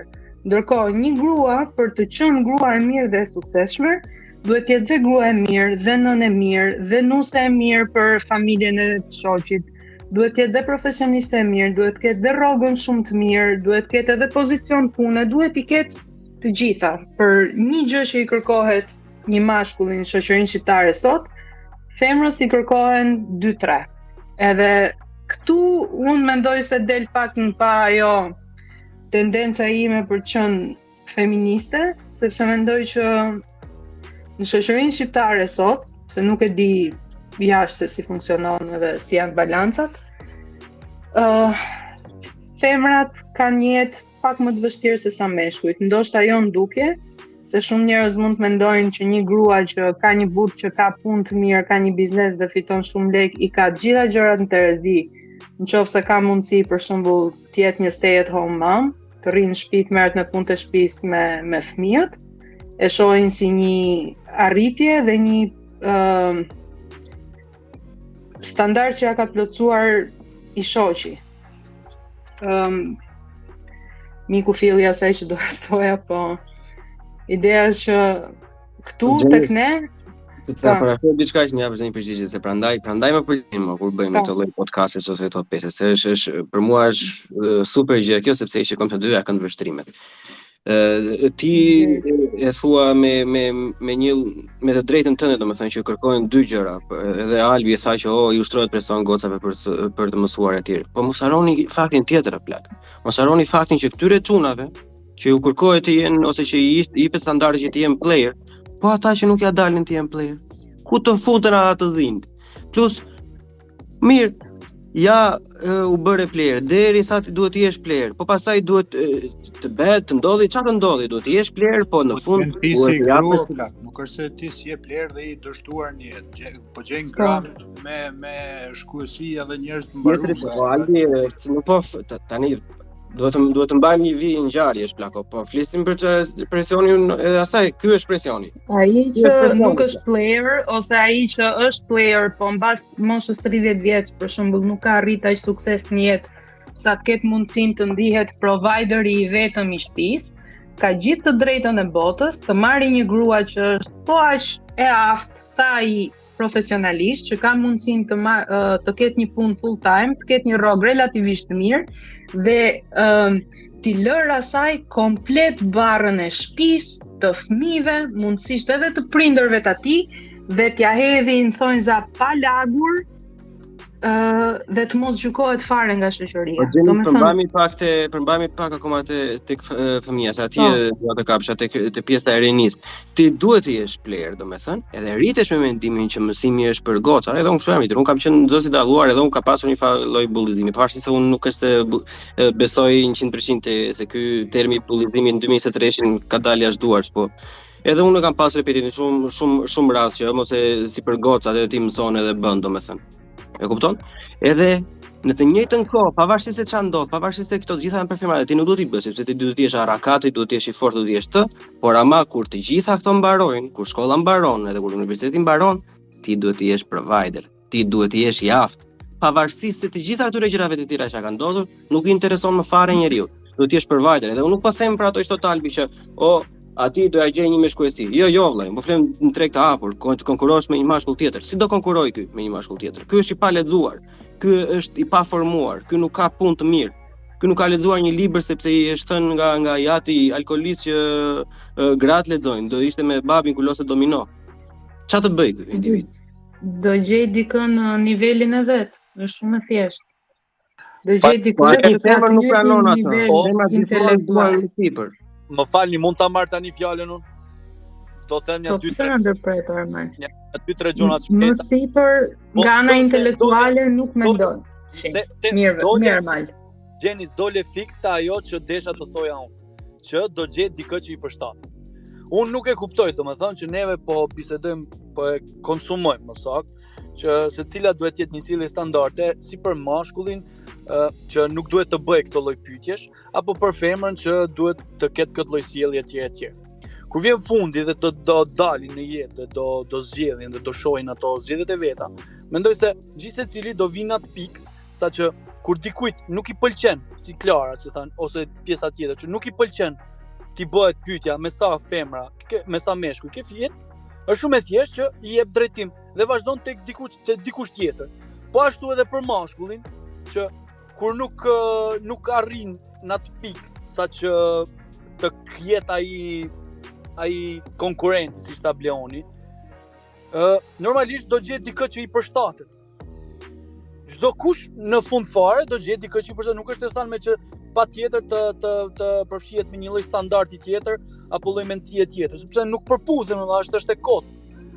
Ato gjona kuptohen që në fillim, që në biseda, që në njohje, arrije deri në atë pikë, saqë ti të shohësh nëse do vazhdosh më tej apo jo. Shkurt lutem se do t'jap fjalën Karlit edhe Andit pas. M'fal.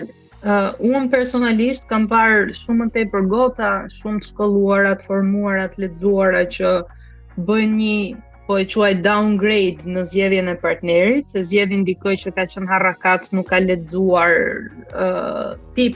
Domethënë kanë ato tendencën për të zgjedh mashkullin më të fortë në thonjza fizikisht dhe jo më të fortë nga ana e formimit ose në të njëjtin nivel me ato. Se sa kam parë të kundërtën, një djalë që është i shkolluar, me profesion të mirë, me punë të mirë, më the tash të zgjedhë një gocë që nuk është aq e shkolluar sa ai.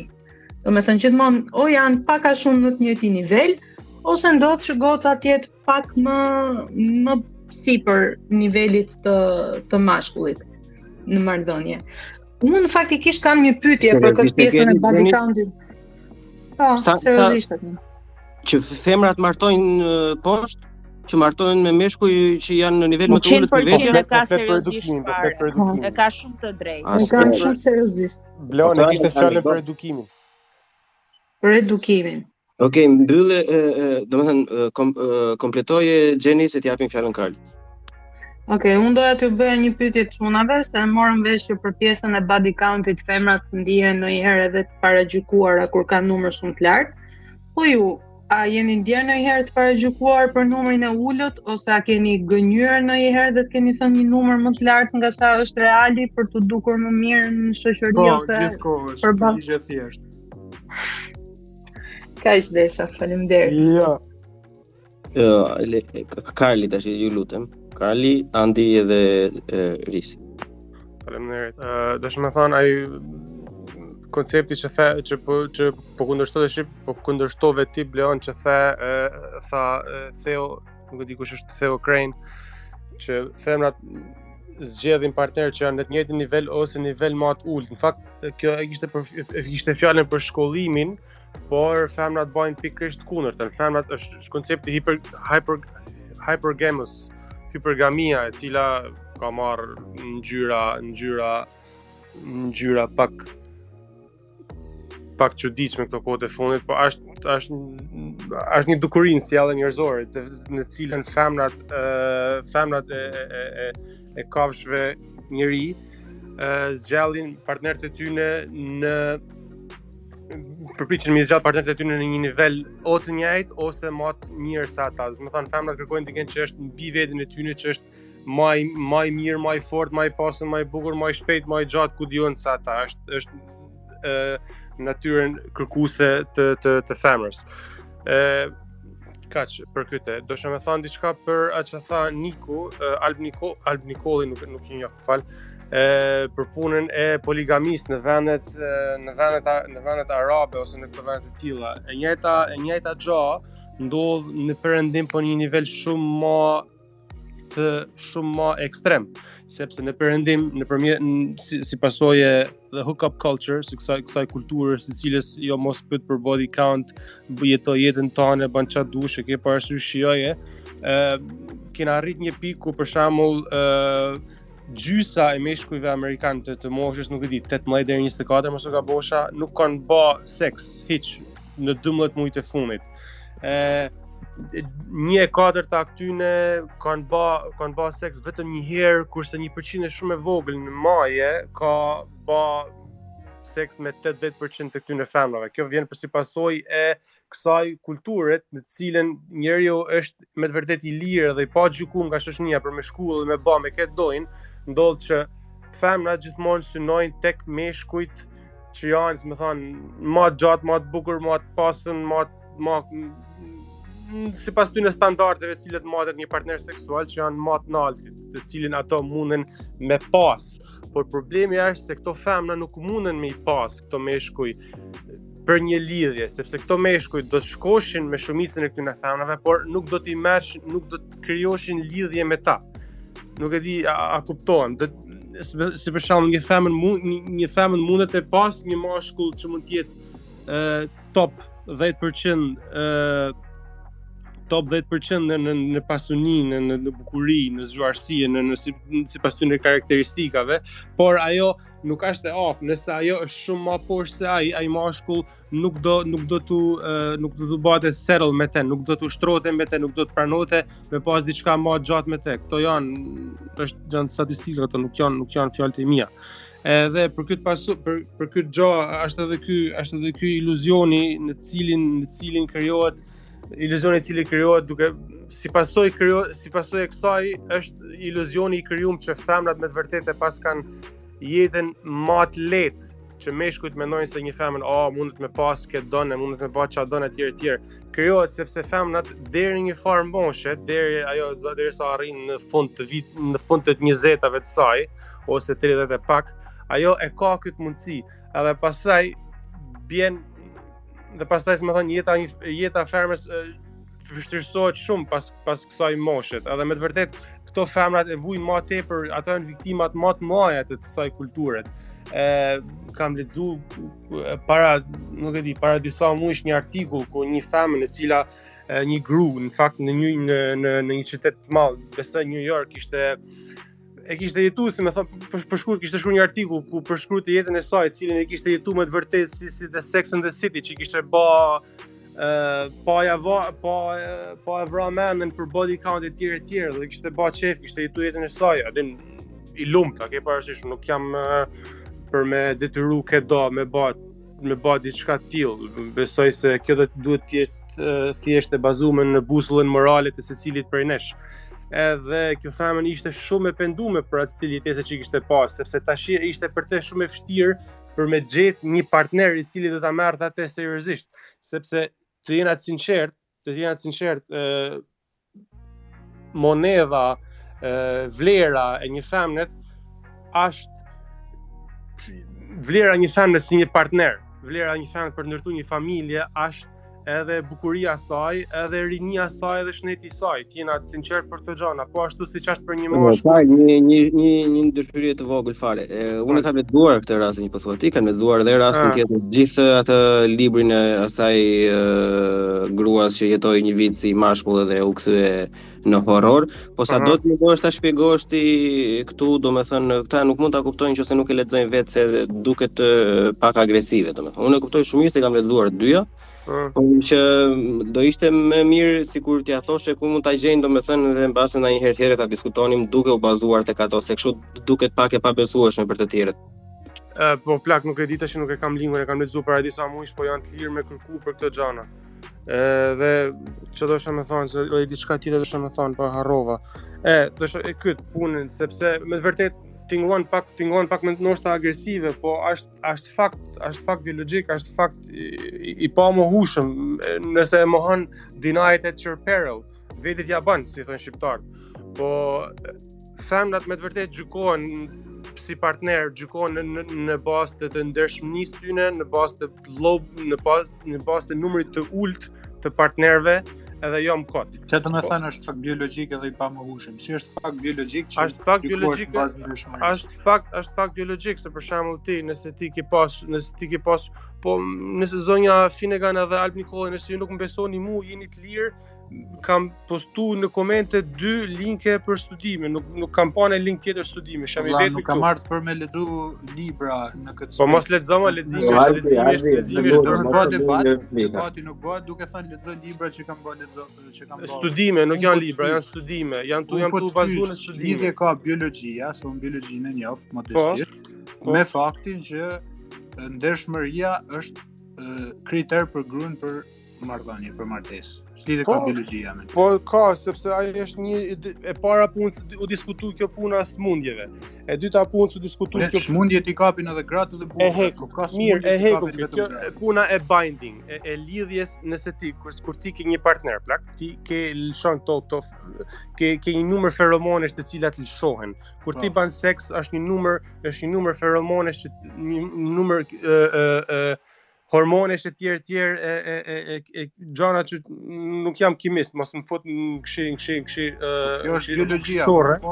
Kjo është biologjia, edhe unë me qa kam arritur me kuptu për këtë në studime është që nëse ti këto i ke vazhdimisht, nëse ti bën vazhdimisht seks me shumë njerëz, atëherë ty nuk të lidh më seksi, nuk të lidh më aq fort seksi, nuk e ke më këtë instiktin e binding. Zhvillohet niveli i testosteronit për meshkuj që bëjnë seks jashtëzakonisht ose që masturbojnë. Nuk ja kam më testosteronin kërkuj plak deri më sot. Unë pa thamë që sipas ty në studimeve, sipas ty, po mirë vëlla tash unë shifi linket lexoj apo nuk pranon me lexim. Linket, hormonet dhe feromonet janë simetrike për të dyja gjinit. Nuk ka hormone. Po nuk jam të thonë vetëm për femnat mor, po nuk jam të thonë vetëm për femnat. Më falni në një moment Albi të lutem. Albi, unë prandaj të thash nuk ja vlen ta diskutoj. Unë prandaj ndërhyra fiks për këtë pjesë, sepse ato që ka lexuar ai, kam lexuar dhe unë, në këtë rast jam me të në këtë pikë, janë po lexoj më ke linket. Tani unë mund të përmbledh po mos lexoj, vallëzimi është për budallëj. Po. Të lutem. Vallëzimi është për budallëj, plak. Le, mami. E lejm këtë pjesë. Nuk mendoni se është çik më e thjeshtë dhe mund të thjeshtëzohet kjo duke thënë thjesht që femra zgjedh partnerin seksual dhe me kë kryen marrëdhënie gjatë jetës vet, e ka këtë avantazh se e thatë edhe që parë që mashkulli gjuan, femra zgjedh kujt i bie pren thonjza, ndërkohë mashkulli zgjedh me kë martohet. Prandaj ka rëndësi body counti për femrat. Dhe nuk ka lidhje fare as me biologjinë, as me asnjë gjë, se nuk ndryshon gjë fizikisht tek një femër nëse ka më shumë partner. Ndryshon. Dhe te një mashkull nuk ndryshon fare. Jo, unë mendoj se është ndryshon tek të dy. Po pra ndryshon njësoj Nuk e di njësoj, po këto binding nuk i më atëherë nuk mund të lidhesh më aq lehtë me një person. Kaq ndryshon kur ke pas shumë partner. Ti duhet të presë të gjithë, këtu të jap fjalën në Reisit, lutem. Po, jo, megjithëse. Po, faleminderit shumë. Desha vetëm me thonë që do ishte shumë mirë që femrat të parat mos gjykojnë njëra tjetrën dhe të mos rrinë duke ju thonë këtyne meshkujve je i dyti se kanë nisë me besu. Edhe kanë nisë me besu që lexojnë në për internet, kur jeta reale nuk është ashtu. Kaq kisha unë. Se keni një gjuhë shumë, je i dyti, ajo e ndershmja këtu, ajo e ndershmja atje, kur ndërkohë gjithë mashtrojnë edhe rrejnë. Pra ne është shumë mirë që njeriu me qenë i sinqert me veten dhe me vendos kufit e gjonave që nuk i do dhe nuk i pranon dhe me ditë limitet ku t'ja vendosi tjetrit. Diçka që është ofenduese, diçka që ndërhyn shumë më tepër se sa duhet në personin që ti je, është e papranueshme. Pastaj këto lidhet më tepër, zgjidhet më tepër edhe jo mashkulli me eksperiencë, jo pa eksperiencë. Këto janë idiotësira, sepse secili e bën zgjedhjen si çdo vet. Kaq kisha, faleminderit. Hajde, fjala jote në vesh zotit. Jepi ustad tash na mbajnë 10 minuta kësaj radhe, jo si për para. Okej, më duk si ftesë për seks po nesër. Për tesha ka. Vallai plako me këtë sonte se jemi shumë tensionuar. Po, një lloj seksi nuk më ka lodhur sa ky speci sot. Celebration do të fol për seksin dhe feminizmin, të lutem. Po, pastaj. Unë dua e shikoj domethënë një gjë që e përsëris shpesh herë edhe do ta përsëris gjithmonë, që ne ngatrojmë këto doket morale, pikpamjet tona morale, pikpamjet tona filozofike ose mendore me ato që i cilësojmë si lloj ligjësie. I ngatrojmë shpesh herë këto gjëra dhe themi që edhe me biologjinë, se po dëgjoja që po flitet edhe me biologjinë dhe doja ta sqaroja Karlin që kur e cilësoj diçka budallik, nuk e cilësoj personin budall, thjesht ato që thotë, dhe budallik që mund të themi secili për nesh edhe unë. Tani se ne themi budalliqi se si jemi specialist fare, as psikolog, as psikiatër. Po hajtë të punë, mos e shqetëso se harrovëm të shqetë. Okej. Ajo që dua të them unë është tek gjithë ky strumbullari i gjërave që për mua problematika e gjithë gjës është te çështja e edukimit. Si në nivelin personal, po ashtu edhe në nivelin shoqëror. Edhe dua ta lidhi çik me aspektin gjyqësor që mund zbulojmë edhe rrënjë psikologjike të një lloj shoqërie. Edmond Tubi ja thot diçka shumë interesante, e ka thënë paracakosh që duhet ta kapim edhe nga aspekti gjyqësor se ku qëndron mentaliteti apo po themi në një farë mënyrë zhvillimi i një shoqërie. Ne kemi shumë fjalë për shembull për femrat që janë amorale, kemi kurvë, zus, krospie, etc, mund t'i rreshtojmë pafund. Ndërsa për meshkujt kemi shumë pak. Kurvar në një gjë kështu që nuk para di shumë. Po kemi shumë fjalë për t'i thënë varikash ose dështak. Ose bëçë. Po pra, mos e banalizoj. Tani çështja e kam fjalën. Kam sinqerisht. Po them se kjo është ajo masa në cilët masin meshkujt dhe kjo është masa në cilët masin femrat. Ka dhe femrat dështake, ka fjalë për dështimin edhe për femrat. Po, të lutem. Çështja është që un po them, po diskutojmë aspektin e seksualitetit, nuk po diskutojmë aspektin e arritjeve ekonomike, po e lëm veç mas për një moment këtë gjë. Pra po e marrim të izoluar. Nga ky aspekt, ne femrës i kemi vënë kaq shumë epitete sepse zhvilluar bota mendore e jona kundrejt këtij fenomeni dhe duke e parë sidomos nga aspekti patriarkal, i kemi gjetur lloj-lloj këndvështrimi. Rospie, zus, kjo, ajo, kështu.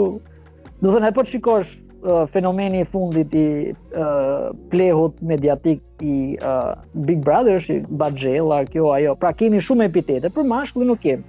Që për mua, ose duke u mbështetur tek një person që e njeh gjuhën shumë mirë se unë te zoti Tupe, tregon për mendsinë e shqiptarëve, po flasim çik për shqiptarët, mund të flasim edhe për aspektin amerikan që po themi studime leshe e preshje, mos duhen fare ato studime. Në Shqipëri njerë nuk ka studime dhe ne do në mbështetim kryesisht nga ata që e shohim ne si përvojë ose si një lloj qasje kështu më shumë irracionale. Tani çështja është tek pjesa e edukimit. E përmendim duket dhe Alisa në fillim fare tek mbështetja shtetërore, që është një nga themelet që duhet forcuar aspekti edukues i shoqërisë, sepse një shoqëri e edukuar ç'a bën? Përveç se i gjen dikujt profesion, e bën që një shoqëri të jetë edhe më zhvilluar nga ana jo vetëm ekonomike, po dhe nga ana shoqërore, morale, mendore, edhe nga ana filozofike, po them fund. Ç'a bën? Ka një lloj kështu, është një lloj fush me shumë vektor, nëse bëhet një lloj edukimi i mirë. Edhe unë shikoj që kjo mungon, sepse nëse ne mund të kishim nisur një lloj edukimi nga aspekti i komunikimit, nga edukimi seksual, shumë nga këto tema ose fenomene që ne po i diskutojmë tani, nuk është se do ishim duke i diskutuar. Sepse një nga ngërçet që unë kam me shumë të drejtë, një nga budalliqet që meshkujve u vishet është të qenit i fortë, të qenit macho, të qenit kjo. Dhe nuk është e vërtetë që mashkullit i kërkohet të jetë ky playeri her pas here dhe të jetë ky personi që ka makinë ose këta janë modele të caktuar, që janë modele negative ose është hijëzimi i natyrës së luftëtarit ose natyrës së providerit të mashkullit, që pompohet në media, pompohet në rrjetet sociale, por nuk është mashkulli mesatar. Sepse mashkulli mesatar ose mashkulli, po themi kështu, normal, është ai i cili është njëri normal që ka një punë, ka një punë të mirë, një rrok mirë, ndoshta një makinë, një gjë, edhe partnera e tij punon, nuk janë njerëz të cilët janë, sepse është shumë e rëndësishme individualiteti dhe secili prej individëve të jetë i pavarur, se në momentin që dikush varet nga tjetri, si seksualist, si emocionalist, sidomos nga aspekti ekonomik, problemi është ne nuk jemi një marrëdhënie, po jemi një lloj kushti, ndoshta tani fusim dhe shokun Marx, jemi një klasë e shtypur, një klasë që shtyp, sepse kjo marrëdhënie krijohet gjithmonë. Edhe duke marrë këta individ të pikëzuar, ta krijojnë një lloj shoqërie, dhe gjithë kjo lloj shoqërie krijon një shtresë e cila shtypet dhe krijon fenomene ndryshme, qysh nga ajo, po themi në mënyrë të rëndom, femra që kërkon këto meshkujt me lekë, që ka një lloj standardi që duhet të ketë një lloj pasurie, ose nga ana tjetër, po themi ai që shtyp paktën në aspektin më të madh, më përgjithësues të shoqërisë, është mashkulli që kërkon këtë femrën e nështruar, këtë femrën që mund ta blej me lek, këtë femrën që mund ta blej me një post, ose që mund ta josh me pasuritë e tij. Edhe gjithë kjo domethënë ka kriju edhe këto se ne nuk folëm për një proces shumë të rëndësishëm përpost aspektit ekonomik, domethënë këto gender roles, te role që ne duhet të ndërmarrim. Se përmendi Karli tek ideja femra e bukur, femra. Po kjo është mënyra se si ti e shikon femrën, ose si unë dua që ta shikoj femrën, unë pëlqen një lloj tjetër femre. Problemi është që çfarë bën shoqëria? Këto shumatore pëlqimesh i mbledh edhe arrin një lloj norme. Dhe kjo normë është e pranuar në shoqëri, por kjo nuk do të thotë që modelet e tjera janë të gabuara. Dhe për mua është që ne duhet kalojmë në fenomene ekstreme, duhet kalojmë nga kurvëria, nga seksualiteti i shfrenuar, duhet marrim edhe fenomene ndoshta në thojza idiote edhe nga bota perëndimore, do krijohet një lloj rrumnaje, kështu një lloj tumnaje shumë e madhe. Do arrijë një moment që pasi kemi filtruar si shoqëri, po them, ndoshta do arrijmë një moment që këto gjëra do arrijmë një lloj normaliteti, si ai lavjersi që tundet sa tundet, derisa të vi te aspekti i shëndës.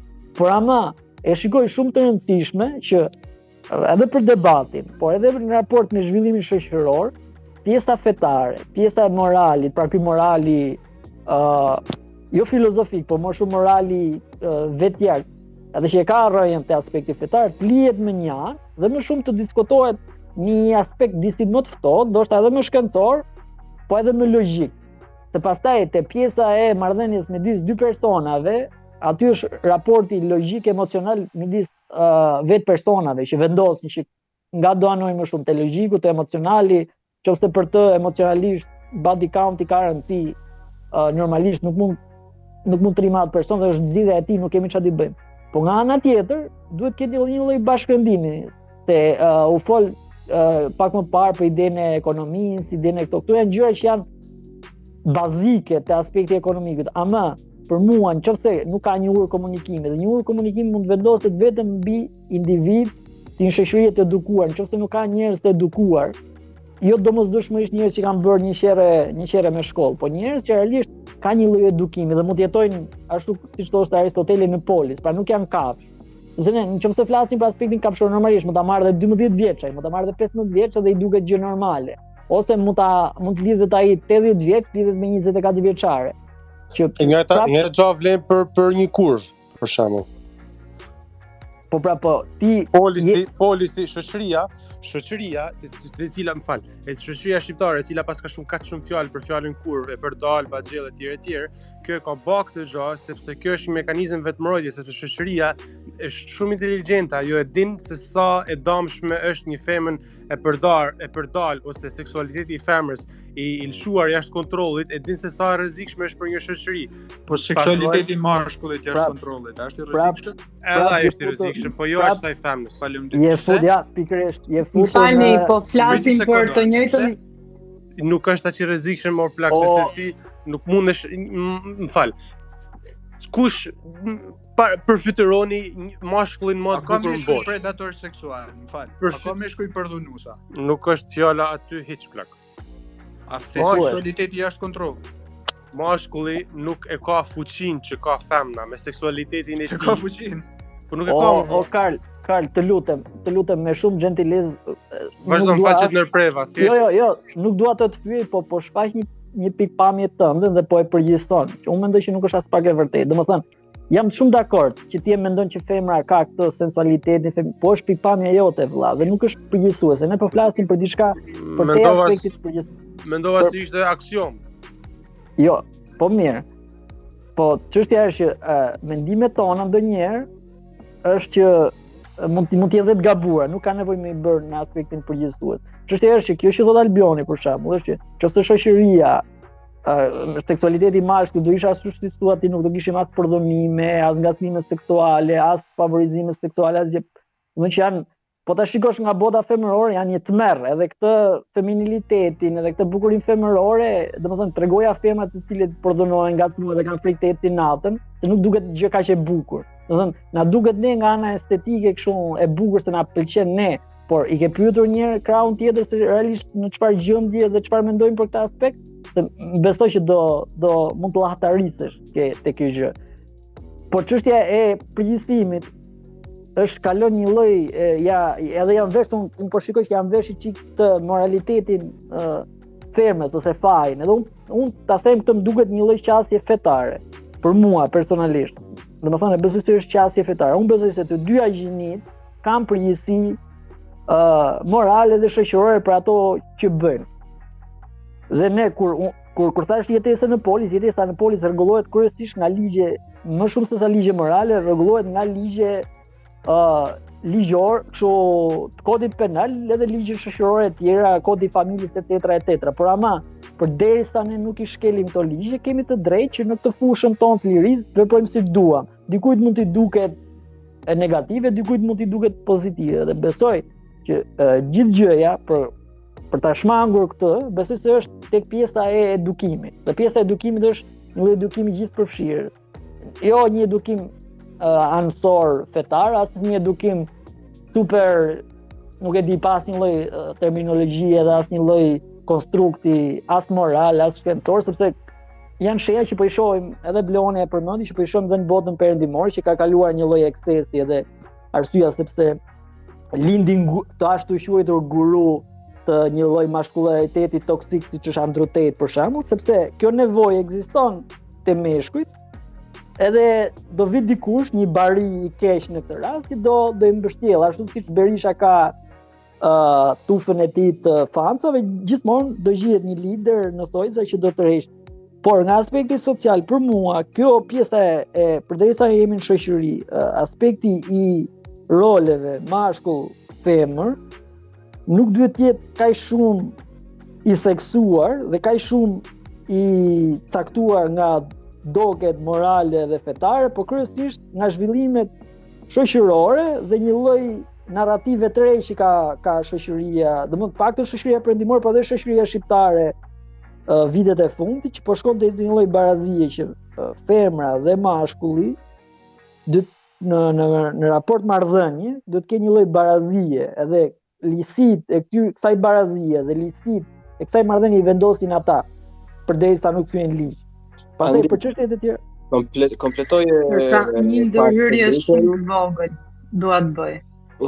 Ja ta them këtë më të bësh ndërhyrje.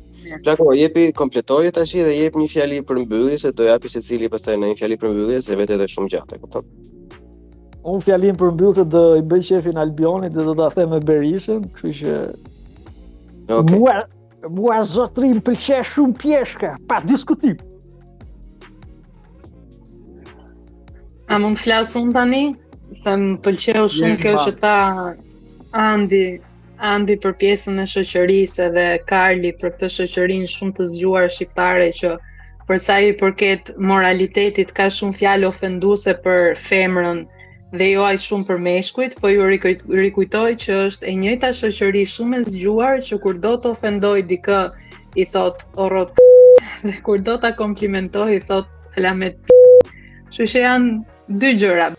Andi ka folë shumë mirë tani në fund, edhe pse nuk dua që t'ja bëj shumë qefin, se pastaj fillon nuk na hyn më në për spejsa, por ajo që kam, domethënë, si më thën, disa nga shënimet që unë vura re dhe I kam mbajtur shënim për gjatë gjithë kësaj bisedës është definitivisht mendësia dhe praktikat patriarkale mësohen brenda familjes dhe kombinuar me religionin dhe pastaj në tjera rrethe sociale ato shpërndahen edhe kam kuptuar që në fakt përmes kësaj bisedës gjithë çështja duhet shtruar një herë tjetër në pronësi, në mënyrë se si ne e shohim njëri tjetrin, qoftë gratë, qoftë burrat, si pronësi raportat, po do të jetë definitivisht besoj për një herë tjetër apo jo Bleon.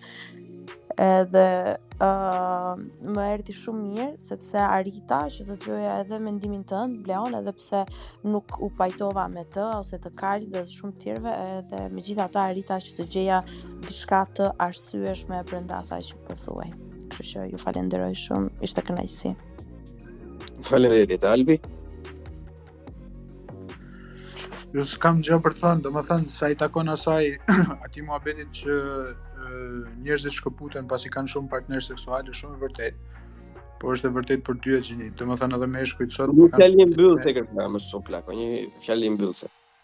Nuk kam fjali mbyllëse. Okej. Kam unë një fjali mbyllëse. Do të vira apo të mërora, por e shtatanike një lindur të gjithë ju? Po dale alla. Karli, fjali mbyllëse. Fjali mbyllëse, për mendimin tem, neve duhet bëjmë shumë kujdes që marrim shembull, sepse me të vërtet Shqipëria po hapet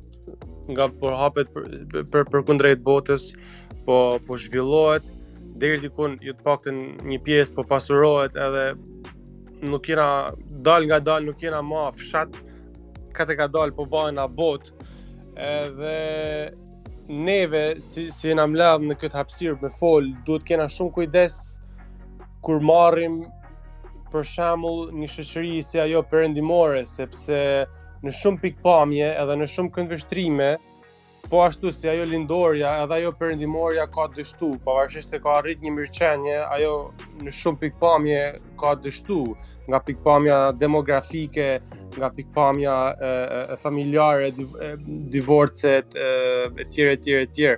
Okej, nuk ka aq dhunë familje, nuk ka aq varfëni, aq vujtje, po duhet kena shumë kujdes kur marrim shembull, sepse rrezikojmë me marr tanat këqijat e perëndimit edhe tanat këqijat e lindjes. Edhe kisha më thënë që me të vërtet duhet bëjmë shumë kujdes që e marrim shembull, edhe duhet mi pa ku janë ata që cilët ne do na mi marr si shembull, edhe si jetojnë ata. Faleminderit. Faleminderit. Ermali, fjali mbyllëse të lutem. Fjalia ime mbyllëse është shumë e thjeshtë.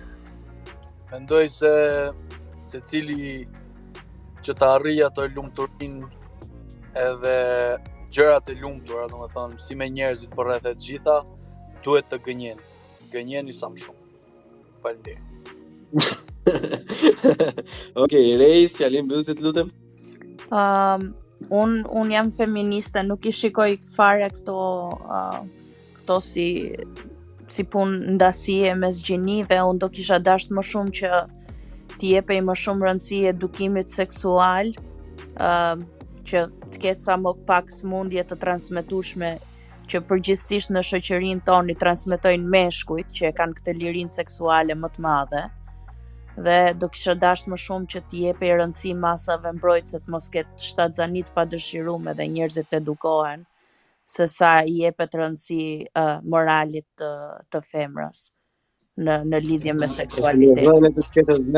Kemi dhënë, po nuk na dëgjon njeri, më përpara nuk u kanë. Unë do kisha dëshirë edhe për mu kjo ka shumë rëndësi, se sa qa mendon njëri e tjetri për kush është I ndershëm e kush jo, këto janë idiotësi për mu.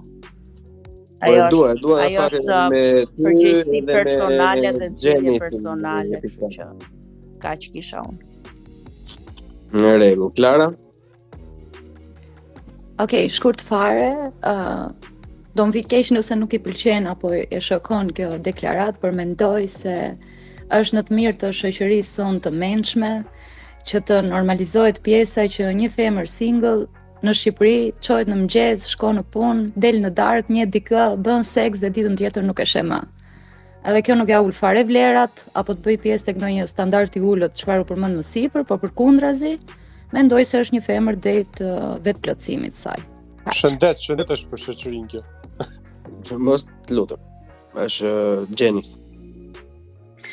Ajo që doja thoja unë, që mendoj se është universale për çdo njeri, mashkull apo femër, është që njeriu që kur lind dhe deri kur mbyll syt, marrëdhënien më të rëndësishme të jetës vet, ka atë me veten. Dhe çdo gjë nis mbi një themel shumë të rëndësishëm që çdo njeri duhet ta ketë dhe duhet kultivuar te të gjithë, që është respekti për veten. Nëse ti respekton veten tënde, çdo marrëdhënie që do krijosh në jetë, qoftë shoqërore, qoftë pune, shkolle apo dhe marrëdhënie dashurie, do ta kesh shumë më të thjeshtë ta krijosh nëse ti së pari respekton veten tënde, se duke respektuar veten, e ke më thjesht të respektosh dhe të tjerët dhe të dish cilat pika nuk duhet I shkelësh dikujt tjetër. Këtë doja të thoja dhe pastaj pjesa tjetër, jo numri partnerëve, puna, shkolla janë janë gjëra që për mua janë më pak të rëndësishme se kjo. Faleminderit. Gazmin, lutem edhe ti. Për fund kisha thënë që rrethet shoqërore, habitatet që quhet i Bloni, vetë rregullohen. Domethënë brenda një rrethit do të gjejmë ata që e pranojnë domethënë një numër më të madh partnerëve paraprak, dhe në rrethet tjera do të jenë ata që nuk e pranojnë këtë dhe do të gjenden mes vete.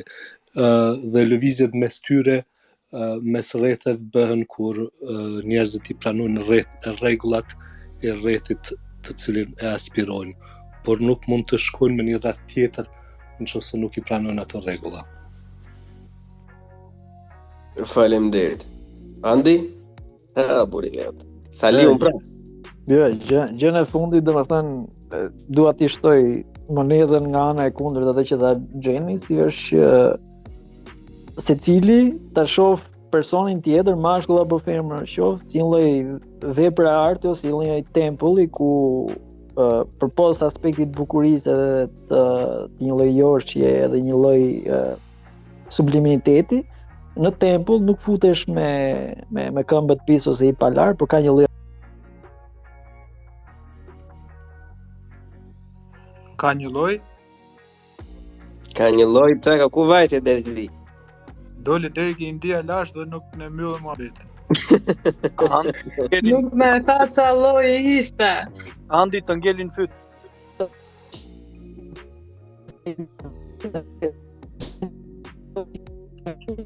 Jem në shkëputje plak. Okay. Vazhdo tani, thuje tani. Ngeci prapë. Jo, s'ban plak, nuk ban. Nuk bëhet. Amanetet herës tjetër. Na jep me krem. Gjenzani si robotik. Shikoj, pra se Andi ishte perfekt. Dimension tjetër në këtë momente. Andi jemi shumë dakord me ty, nuk mund të kishe fol më mirë, çunat e kupton çfarë duhet bëjnë. Ta them edhe unë tash një fjali të fundit ose dy fjali të fundit edhe pastaj të përshëndetemi. Shife, i gjithë, domethënë unë dal nga ky space edhe pavarësisht atyre agresiviteteve dhe pjesëve komike dal jashtëzakonisht shumë i kënaqur. Është deri diku arriti qëllimit në fakt për të debatuar gjitha pikpamjet të ndryshme. Unë nuk jam i njëjtin mendim për shkak që ishte Alicia që kundërshtuam, unë nuk menduam sidomos me Alicën, Jenisin dhe Rezin, nuk pata kundërshtime pothuajse në asnjë pikë, edhe për shumë gjëra të tjera mund të them me plot gojë që dali mësuar nga ky podcast i kësaj radhe, por që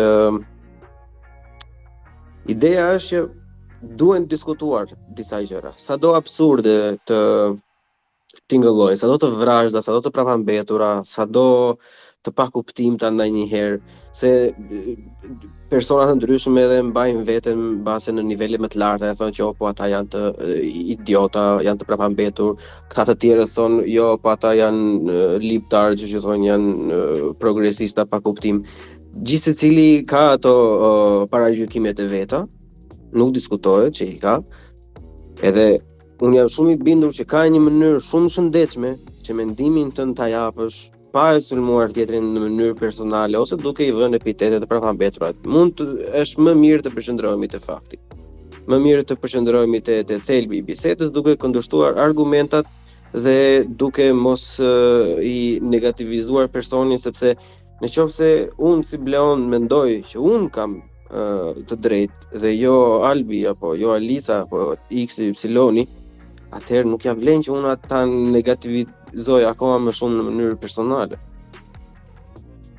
Kështu që unë ju falenderoj shumë të gjithëve edhe uroj që të mblidhemi në tema të tjera në mënyrë speciale, pavarësisht se unë e kam bërë edhe herë të tjera dhe është nga temat e drejtojmë Reisit me këtë që në fakt nuk dëgjohet, nuk ka interes për shmangjet e sëmundjeve seksuale. Unë kam diskutuar shumë, madje, më shumë nga çdo lloj podcasti tjetër shqiptar, domethënë sado që janë, për mos thënë që jam i vetmi. Domethënë disa herë edhe kritika negative marr nga Johan që na mbërzitë na bëre, por që Unë akoma mendoj që janë gjëra që duhet diskutuar dhe nga që kanë folur edhe në space-et e tjera edhe me Gjenis, doja që të bëjnë një episod vetëm në të tre, se Andi nuk lë radhë, ke parasysh? Edhe duke u larguar me mbresat më të mira, i falenderoj të gjithëve, ju uroj natën e mirë. Natën gjithëve. Shumë faleminderit për bisedën, më shijoj shumë. Do shihemi në podcaste të tjera.